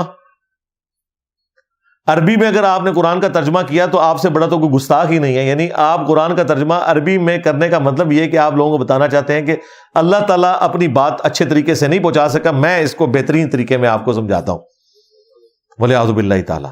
یہی مطلب ہے نا، اور کیا ہے؟ قرآن جب بیسٹ عربی میں اللہ ہی نازل کر سکتا تھا اور آسان عربی میں، اللہ تعالیٰ نے کافروں کے طعنے برداشت کر لیے کہ یہ کیسی کتاب ہے جس میں مکھی کی مثال ہے اور مکڑی کی مثال ہے۔ اللہ نے کہا کہ میرا مقصد کسی کے اوپر رعب ڈالنا نہیں ہے، اللہ اس بات سے حیا محسوس نہیں کرتا کہ وہ مچھر کی مثال بیان کرے یا اس سے بھی کسی حقیر چیز کی، اور جو حق قبول کرنے والے ہیں وہ جانتے ہیں کہ یہ اللہ کی طرف سے، اور جن کے دلوں میں ٹیڑھ پن ہے اور جو بات نہیں ماننا چاہتے تو وہ اس میں ٹیڑھ پن تلاش کرتے ہیں، کہتے ہیں اس مثال سے اللہ نے کیا نکالا، تو اللہ تعالیٰ نے پھر اس پہ غصہ نکالتے ہوئے کہا یضل بہ کثیرا ویہدی بہ کثیرا۔ اللہ نے اس لیے نازل کیا کہ تاکہ تم اس کا انکار کر کے گمراہ ہو جاؤ۔ اللہ تعالیٰ بہت سے لوگوں کو گمراہ کرتا ہے، بہت سے لوگوں کو ہدایت دیتا ہے، جس کو یہ کہتے ہیں قرآن جو ہے وہ گمراہ کرنے والی کتاب بھی ہے۔ مسلمان کہہ رہے ہوتے ہیں جی قرآن پڑھ کے آپ گمراہ بھی ہو سکتے ہیں، یعنی آپ نان مسلم کو کہیں کہ یہ لو قرآن پڑھو، 50-50 چانسز ہیں، گمراہ بھی ہو سکتے ہو۔ ایسا شخص کافر ہے جس کا یہ عقیدہ ہے کہ قرآن گمراہ کرتا ہے۔ ہاں، گمراہ نہیں ہے، وہ کافر ہے۔ یہ تو بات ہی کچھ اور تھی۔ اللہ نے کہا جو قرآن کو مانتے ہیں نا وہ ہدایت پہ آ جاتے ہیں، اور جو قرآن کو نہیں مانتے اور کہتے ہیں کہ اللہ اتنی بڑی ہستی ہے، اسے کیا پڑی تھی چھوٹی چھوٹی مثالیں دینے کی، تو اللہ نے تو ہر بندے کو سمجھانا ہے نا۔ جس طرح لوگ مجھے بھی کہتے ہیں جی انجینئر صاحب آپ جو ہیں وہ پنجابی کے الفاظ کیوں بولتے ہیں؟ بھائی میں نے تو پنجابیوں کو بھی سمجھانا ہے، میں نے تو انگریزی جاننے والوں کو بھی سمجھانا ہے، تو میرا مقصد تو بات سمجھانا ہے۔ تو اللہ تعالیٰ نے فرمایا کہ یہ اس لیے تاکہ لوگوں کو بات سمجھائی جائے، تو جو قرآن پہ عمل نہیں کرتے وہ گمراہ ہوتے ہیں۔ تو قرآن آپ پڑھنے کے لیے نان مسلم کو دیں، بلکہ اپنی دوستی کا حق ادا کریں۔ میرے پاس پچھلے دنوں وہ ہرمیت سنگھ آئے تھے پوڈ کاسٹ کے لیے، تو میں نے انہیں قرآن پاک گفٹ کیا۔ ہمارے پاس قرآن ہی تو ہے گفٹ کرنے کے لیے۔ نان مسلم تو قرآن کا ترجمہ پڑھ کے انگریزی میں مسلمان ہو رہے ہیں، اور مسلمانوں کا مولوی کہتا ہے قرآن ڈائریکٹ نہ پڑھنا گمراہ ہو جاؤ گے۔ اندازہ کر لیں آپ، علماء سے پوچھ کے چلیں، علماء سے پوچھیں گے تو وہ کہیں گے قرآن نہیں پڑھنا، پوچھ کے چلیں۔ باقی اس میں جو لوگ کہتے ہیں نا کہ قرآن کی آیت ہے لا یمسہ الا المطہرون، قرآن کو ہاتھ نہ لگائیں مگر صرف پاکیزہ لوگ ہی۔ میرے بھائی اس آیت کو آپ شروع سے پورے کانٹیکسٹ کے ساتھ پڑھیں۔ کافر یہ کہتے تھے یہ قرآن اللہ تعالیٰ کی طرف سے نازل نہیں ہوا بلکہ شیاطین نے محمد کے اوپر اتارا ہے، نعوذ باللہ۔ تو اللہ تعالیٰ نے فرمایا انہ لقرآن کریم، بے شک یہ بڑی عزت والا قرآن ہے، فی کتاب مکنون، یہ لوح محفوظ کے اندر ہے قرآن، لا یمسہ الا المطہرون، اور اس لوح محفوظ تک تو صرف پاکیزہ فرشتوں کی رسائی ہے، تنزیل من رب العالمین، یہ تو اتارا گیا ہے اس رب کی طرف سے جو سارے جہانوں کا پالنے والا ہے۔ یعنی جہاں پہ قرآن اللہ نے محفوظ کیا ہوا ہے وہ ایسی عزت والی جگہ ہے کہ صرف پاکیزہ فرشتے وہاں پہ جاتے ہیں۔ اوریجنل قرآن، یہ اوریجنل قرآن نہیں ہے، اس اوریجنل قرآن کی کاپی ہے۔ اوریجنل قرآن اللہ کے پاس ہے، بل ہوا قرآن مجید فی لوح محفوظ، یہ اس کی کاپی ہے ہمارے پاس۔ تو اللہ نے کہا کہ صرف پاکیزہ فرشتے وہاں پہ جاتے ہیں۔ انہوں نے پکڑ کے اسے فٹ کر دیا کہ جی قرآن کو ہاتھ نہیں لگائیں گے مگر باوضو۔ ٹھیک ہے، آپ اسے ایکسٹراپولیٹ کرتے ہوئے یہ بات کر سکتے ہیں، وضو کے لیول تک تو اتنی شرط نہیں ہے، لیکن جنبی نہیں ہونا چاہیے کسی شخص کو، یہ ایک الگ سے مسئلہ ہے، اس کے اوپر میری علیحدہ سے ویڈیوز ریکارڈ ہے۔ لیکن نان مسلم کے اوپر تو کوئی شریعت اپلائی نہیں ہوتی نا. اس نے وضو کیا ہو نہ کیا ہو، غسل کیا ہو نہ کیا ہو، وہ مسجد میں بھی آ سکتا ہے اور قرآن بھی پڑھ سکتا ہے. اس کے اوپر یہ ایپلیکیبل نہیں. اور آج کل تو ویسے ہی کوئی مسئلہ نہیں رہا، اب تو مصحف تک تو بات ہی نہیں رہی، اب تو موبائل میں آ گیا، اور موبائل والا جو ہے وہ تو کوئی بھی اس کو ہاتھ لگا سکتا ہے. ہمارے نزدیک تو بغیر وضو کے قرآن کو آپ ہاتھ لگا سکتے ہیں، صرف جنبی شخص نہیں لگا سکتا. وہ مولا علی کی حدیث ہے ابو داؤد ترمذی میں کہ نبی علیہ السلام کو حالت جنابت کے علاوہ کوئی اور حالت ایسی نہیں ہوتی تھی کہ جو مانے ہو قرآن کی تلاوت سے. نبی علیہ السلام قرآن کی تلاوت کرتے تھے بے وضو بھی، ہاں جب جنبی ہوتے تھے پھر قرآن کی تلاوت نہیں کرتے تھے.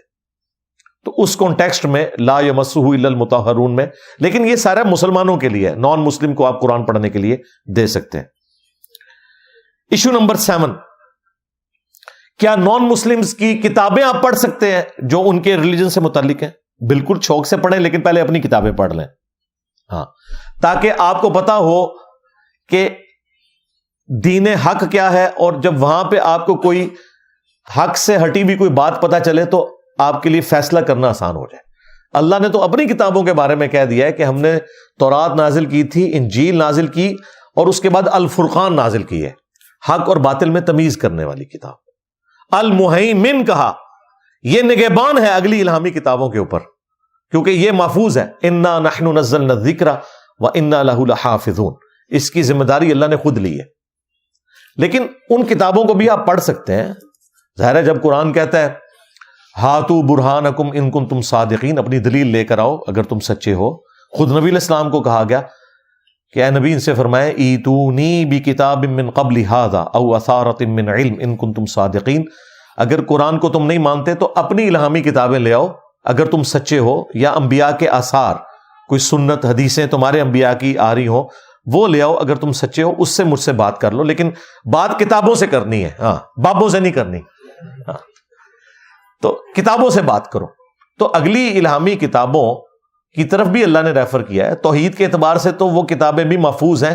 ہاں، توحید سے ہٹ کے جو باقی معاملات ہیں ان میں ظاہر ہے انہوں نے اپنے فتوے بھی داخل کر دیے ہیں، اور اسی کی اصلاح کے لیے پھر اللہ تعالیٰ نے اپنے آخری پیغمبر کو بھیجا صلی اللہ علیہ وآلہ وسلم. تو آپ ان کی کتابیں بھی پڑھیں، ان کا احترام بھی کریں. ابو داؤد میں حدیث ہے نا، نبی علیہ السلام کو یہودیوں نے ایک فیصلے کے لیے اپنے مدرسے میں بلایا. وہ ایک گھر تھا جس میں انہوں نے مدرسہ کھولا ہوا تھا. تو نبی علیہ السلام اس گھر میں تشریف لے گئے تو انہوں نے ایک بڑی گدی دی رسول اللہ کو صلی اللہ علیہ وآلہ وسلم آنر کے طور پر کہ آپ اس پہ بیٹھیں. تو نبی علیہ السلام اس گدی پہ بیٹھ کے، آج بھی عرب کے کلچر میں زمین پہ ہی ساری بیٹھک لگتی ہیں ان کی، تو اس گدی پہ جب آپ بیٹھ گئے تو آپ نے کہا کہ تورات لے کر آؤ.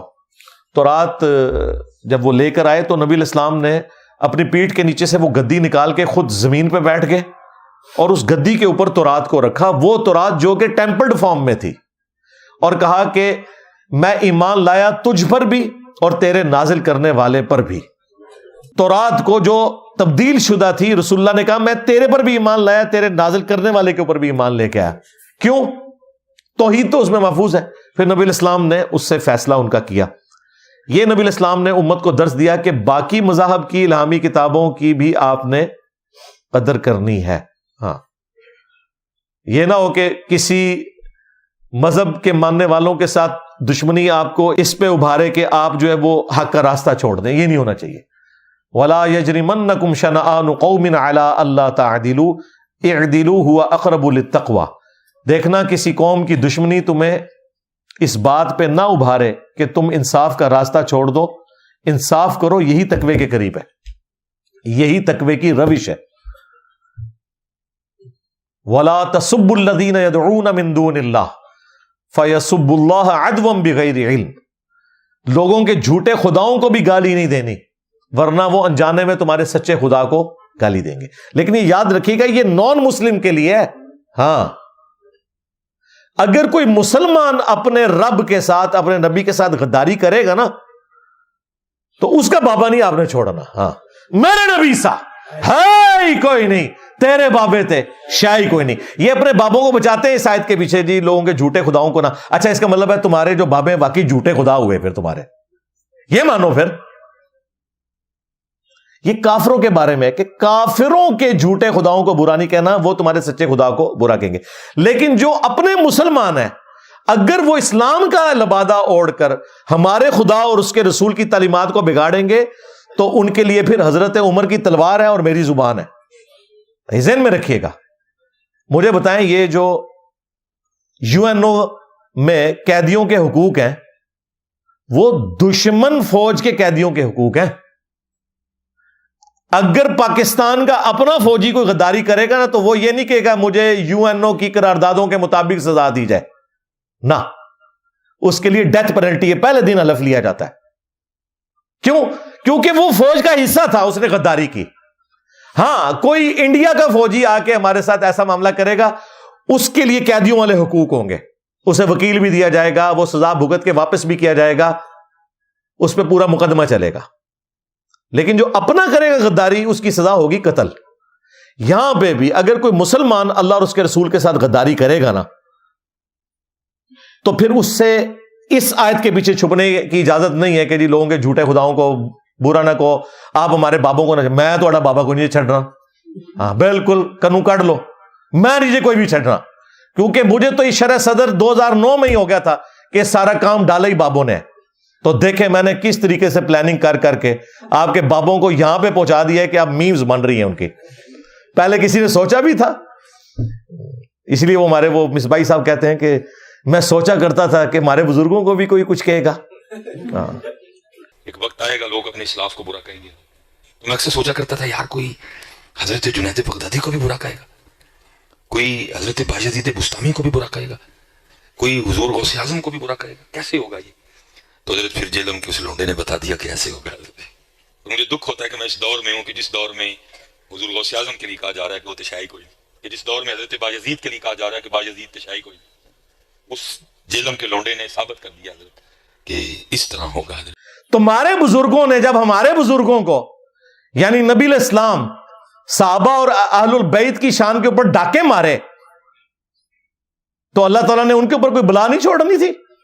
ہاں، تمہارے بزرگوں نے، ہمارے بزرگوں، بلکہ تمہارے بزرگوں نے نہ صرف ہمارے بزرگوں، اپنے بزرگوں کے ساتھ بھی غداری کر دی. تم لوگ جب یہ کہو گے کہ بایزید کا جھنڈا جو ہے محمد کے جھنڈے سے بھی بڑا ہوگا اور محمد اور تمام انبیاء اس کے جھنڈے کے نیچے ہوں گے، تو اللہ تعالیٰ بدلہ نہ لے. دیکھ لو پھر تم نے 1200 سال میں جتنی عزتیں ویل کی ہیں نا، 12 سال میں اللہ تعالیٰ نے کتے کی طرح ذلیل کروایا ہے. کتنی بڑی بلا تمہارے اوپر چھوڑ دی ہے. میرے نبی سا ہے ہی کوئی نہیں، تیرے بابے تھے شے ہی کوئی نہیں. تو یہ میں ساتھ ساتھ کلیئر کر رہا ہوں. میرے لیے یہ آج کی گفتگو بڑا امتحان ہے. میں صبح سے سوچ رہا تھا کہ میں نے اپنے جو مسلمانوں کے فرقے ہیں نا ان کو ہاتھ نہ ڈالوں، کیونکہ ظاہر ہے یہ نان مسلم نے تو زیادہ ویڈیو دیکھنی ہے تو ان کے سامنے اپنی قمیض اٹھانے والی بات ہے.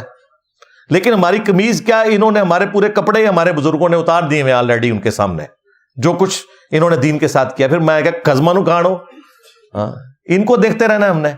جو جو بات ہے میں نے کوئی لحاظ نہیں کرنا، جدھر جدھر جس نے ڈنڈی ماری ہوئی ہے نا بتانی ہے. یہ اس قسم کے ہمیں جو بھاشن دیتے ہیں نا کہنے جی وہ جی ہمارا اس وقت مشترکہ دشمن ہے، بھائی ہمارا سب سے بڑا دشمن وہ ہے جو ہمارے اندر گھسا ہوا ہے.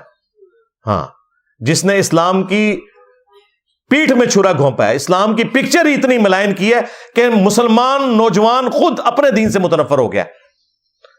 ہمارے نوجوان کافروں کی وجہ سے متنفر نہیں ہے اپنے دین سے. کافروں کا تو تعارف ہی ان کو کہاں سے ہوتا ہے. اور جب کوئی بڑی عمر پہ پہنچے، اور آج کل بھی سوشل میڈیا کی وجہ سے تھوڑا بہت، ورنہ پہلے کیا تھا، یہ تمہارے مولوی ہیں جن کی وجہ سے متنفر ہوئی ہے ینگ جنریشن جو ہے، یہ کافروں کی وجہ سے متنفر نہیں ہوئی بھی ہے. لہذا یہ پہلے دشمن یہ ہیں ہمارے، یہ غدار ہیں. ایشو نمبر 8، اور وہ ہے کیا نان مسلمز کی عبادت گاہوں میں مسلمان جا سکتے ہیں؟ بالکل جا سکتے ہیں، لیکن وہاں پہ کوئی شرکی ایکٹیویٹی میں حصہ نہ لیں. وہ وزٹ کے طور پر جا سکتے ہیں. آیا صوفیہ جو کرسچن سے مسلمانوں نے لیا تھا، اب اسے دوبارہ سے کھول دیا گیا. پہلے تو میوزیم تھا، اب نماز جمعہ وہاں پہ شروع کروا دیا، اور نماز کے دوران جو جیزس کرائسٹ کی جو شبیہات بنی ہوئی ہیں دیواروں کے اوپر اس کے آگے پردہ لٹکا دیتے ہیں اور اس کے بعد پھر وہ کھول دیتے ہیں. اسی طریقے سے کورونا کے دنوں میں آپ نے دیکھا جیوز اور کرسچنس کی عبادت گاہوں میں جا کے مسلمانوں نے جمعے کی نماز ادا کی, کیونکہ سوشل ڈسٹینسنگ کی ضرورت تھی. تو ان کے وہ گرجے بڑے تھے ایریا وائز, مسلمانوں کی مسجدیں تو چھوٹی تھی, تو باقاعدہ انہوں نے کئی گرجے کنورٹ کیے ہیں اس اعتبار سے کہ وہاں پہ واش رومز بنائے تاکہ مسلمان بھی جمعے کی نماز پڑھ سکیں. کیونکہ بخاری مسلم واضح حدیث ہے کہ اللہ تعالیٰ نے 5 ایسی خصوصیات مجھے دی ہیں جو مجھ سے پہلے کسی پیغمبر کو نہیں دی. ان میں سے ایک یہ ہے کہ پوری زمین میرے لیے مسجد بنا دی گئی ہے, میرے امتی جہاں چاہے نماز ادا کر سکتے ہیں. تو اس میں آپ نان مسلم کی عبادت گاہوں میں بھی بشرطے سامنے کوئی شبیہ بت اس طرح کی چیز نہ ہو, نماز آپ ادا کر سکتے ہیں. اور ویسے وزٹ کے طور پر, نالج کے طور پر جانا, وہ سیرو فی الارض کے تحت ہی آتا ہے. وہ آپ کھنڈرات میں بھی جا سکتے ہیں, عبادت گاہوں میں بھی جا سکتے ہیں, اس میں کوئی شرعی طور پر گرفت نہیں ہے. ایشو نمبر 9, اور وہ ہے کرسمس اور ہولی دیوالی کے موقع کے اوپر جو مسلمانوں کو کوئی نیاز نظر وغیرہ بھیجتے ہیں. وہ ہم سے لوگ پوچھ رہے ہوتے ہیں جی ہم کھا لیں نہ کھائیں, ٹھیک ہے, اور ایسے مواقع کے اوپر ہم انہیں کیا بھیجیں. ظاہر ہے عید کے موقع پہ انہوں نے ٹافیاں کھائی ہوتی ہیں ان سے لے کے, تو جب کرسمس آئے گی تو انہیں بھی ٹافیاں کھلانی پڑ جاتی ہیں. تو میرا خیال ہے مسلمانوں کو توحید کے معاملے میں بالکل ننگی تلوار ہونا چاہیے, اور کوئی آر محسوس نہیں کرنی چاہیے. آر آپ تب محسوس کریں جب یہ توحید کا عقیدہ ہمارے ہاں ہی صرف پایا جاتا ہو. پھر میں آپ کی کوئی بات ماننے کے لیے تیار ہوں کہ آپ کو شرم آتی ہے بات بتاتے ہوئے کہ جی ہم تو اس معاملے میں سینسٹیو ہیں, آپ کے نزدیک جائز ہوگا. بھئی جب دنیا کے تمام مذاہب, خواہ وہ اہل کتاب ہوں یا نان اہل کتاب ہوں, ایک خدا کے ماننے والے ہیں اور اس کے ساتھ شرک کرنے کو ان کی کتابیں حرام سمجھتی ہیں, اور جتنے بھی رسومات ہیں عبادت کی وہ اللہ کے ساتھ خاص ہیں, تو اس میں صرف جھکنا سجدہ کرنا نہیں آتا, نظر و نیاز بھی آتا ہے. تو مسلمانوں کو کوئی شرم محسوس نہیں کرنی چاہیے. انہیں کہیں کہ جیزس کرائسٹ کو ہم بھی مانتے ہیں, وجیہن فی الدنیا والآخرہ ومن المقربین ہے, اور اولو العزم 5 پیغمبروں میں سے وہ ایک ہے, لیکن وہ اللہ کے بیٹے نہیں ہیں. آپ نے کرسمس پہ یہ عقیدہ رکھا ہوا ہے کہ اللہ نے بیٹا جنا, اس لیے ہم اس شرکی ایکٹیویٹی میں, آپ کی کسی کھانے کی ایکٹیویٹی میں, کسی کیک پارٹی میں شامل نہیں ہو سکتے. سیدھی سی بات ہے, کیونکہ توحید کے معاملے میں 0 ٹالرنس ہے اسلام کے اندر, جبکہ خود کرسچنس کی کتابیں بھی یہ بتاتی ہیں کہ اللہ تعالیٰ کے ساتھ کسی اور کو شریک نہیں ٹھہرایا جا سکتا. لہٰذا اس طرح کے جتنے مواقع ہیں ان کو کلیئر کٹ بتائیں کہ ہم آپ کی کسی مذہبی ایکٹیویٹی میں حصہ نہیں لیں گے, کیونکہ یہ شرک کے اوپر مبنی ہے. البتہ ہم آپ کو بھی کوئی پابند نہیں کرتے کہ آپ عید کے موقع کے اوپر ہمیں ٹافیاں بھجوا دیں تاکہ ہمارے لیے امتحان بن جائے کہ کرسمس یا ہولی دیوالی کے موقع پہ ہمیں بھی آپ کو کچھ دینا پڑ جائے. تو ہمیں معاف رکھیں. ہم تو مسلمانوں میں بھی اگر کوئی نظر نیاز غیر اللہ کے نام کی دیتا ہے, کسی کا یہ عقیدہ ہے کہ داتا دربار پہ اگر میں نے دودھ نہ چڑھایا تو میری بھینس دودھ نہیں دے گی, تو بھائی ایسا مسلمان بھی اگر ہمیں اس دودھ کی کھیر بنا کے بھیجے گا نا, تو ہم اسے نہیں لیں گے. اسے کہیں گے بھائی یہ آپ نے غیر اللہ کے بیچ میں نیت شامل کر لی ہے. اور قرآن حکیم میں اللہ تعالیٰ نے واضح طور پر منع فرما دی ہے کہ جس کے اوپر غیر اللہ کا نام لیا گیا غیر اللہ کی خوشنودی کے لیے, ذبیحہ کے لیے, وہ حرام ہے. ہاں اصالِ ثواب ہو وہ ایک الگ چیز ہے, لیکن یہ اصالِ ثواب نہیں نہ رہنے دیتے. یہ کہتے ہیں غوث پاک کی 11ویں کریں گے, پھر غوث پاک ہماری مدد کریں گے. اگر یہ کہنا کہ ہم غوث پاک کی 11ویں کر کے غوث پاک کی مدد کر رہے ہیں, ہم غوث پاک کی مدد کر رہے ہیں کہ اللہ تعالیٰ ان کے گناہوں کو معاف کرے اور ان کے درجات بلند کرے, بالکل پھر 11ویں درست ہے, کریں. اس طرح کی 11ویں انہوں نے کرنی نہیں ہے. یہ تعلیق بالمحال ہی ہو گیا. تو اصالِ ثواب تو آپ میت کی طرف سے کر سکتے ہیں, ہمیں کوئی اس میں نہیں ہے. مسئلہ پیچھے جو عقیدہ ہے نا آپ کا خرابی, وہ ہے اصل چیز, اس کو سمجھیں. تو آپ نان مسلم کو سٹارٹ ہی اس سے لیں کہ مسلمانوں میں بھی اکثریت ایسی نظر و نیاز کر رہی ہے جو ہم مسلمانوں کی نظر و نیاز لینا بھی حرام سمجھتے ہیں. تو سرکار تسی تے شاہی کوئی نہیں ہو, ٹھیک ہے.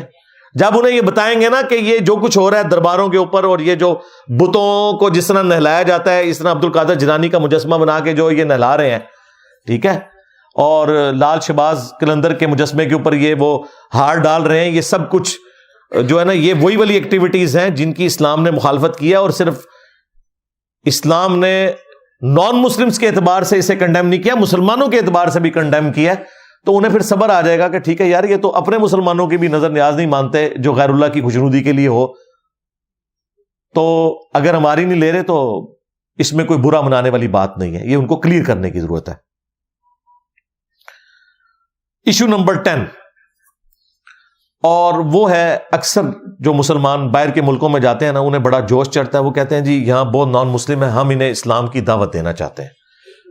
ایک جڑا نا ہر مسلمان کے اندر بڑا جذبہ ہوتا ہے، خود اس نے اسلام سیکھا تک نہیں ہے، اسے یہ جذبہ ہے کہ میں نے غیر مسلم کو اسلام سکھانا ہے.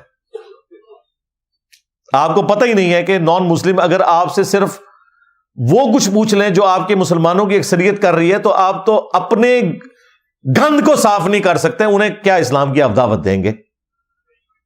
اگر وہ آپ سے پوچھ لیں کہ اسلام کا مطلب اگر امن ہے تو سارے مولوی جان بچا کے کافر ملکوں میں کیوں آ جاتے ہیں، مسلمان ملکوں میں امن کیوں نہیں ہے؟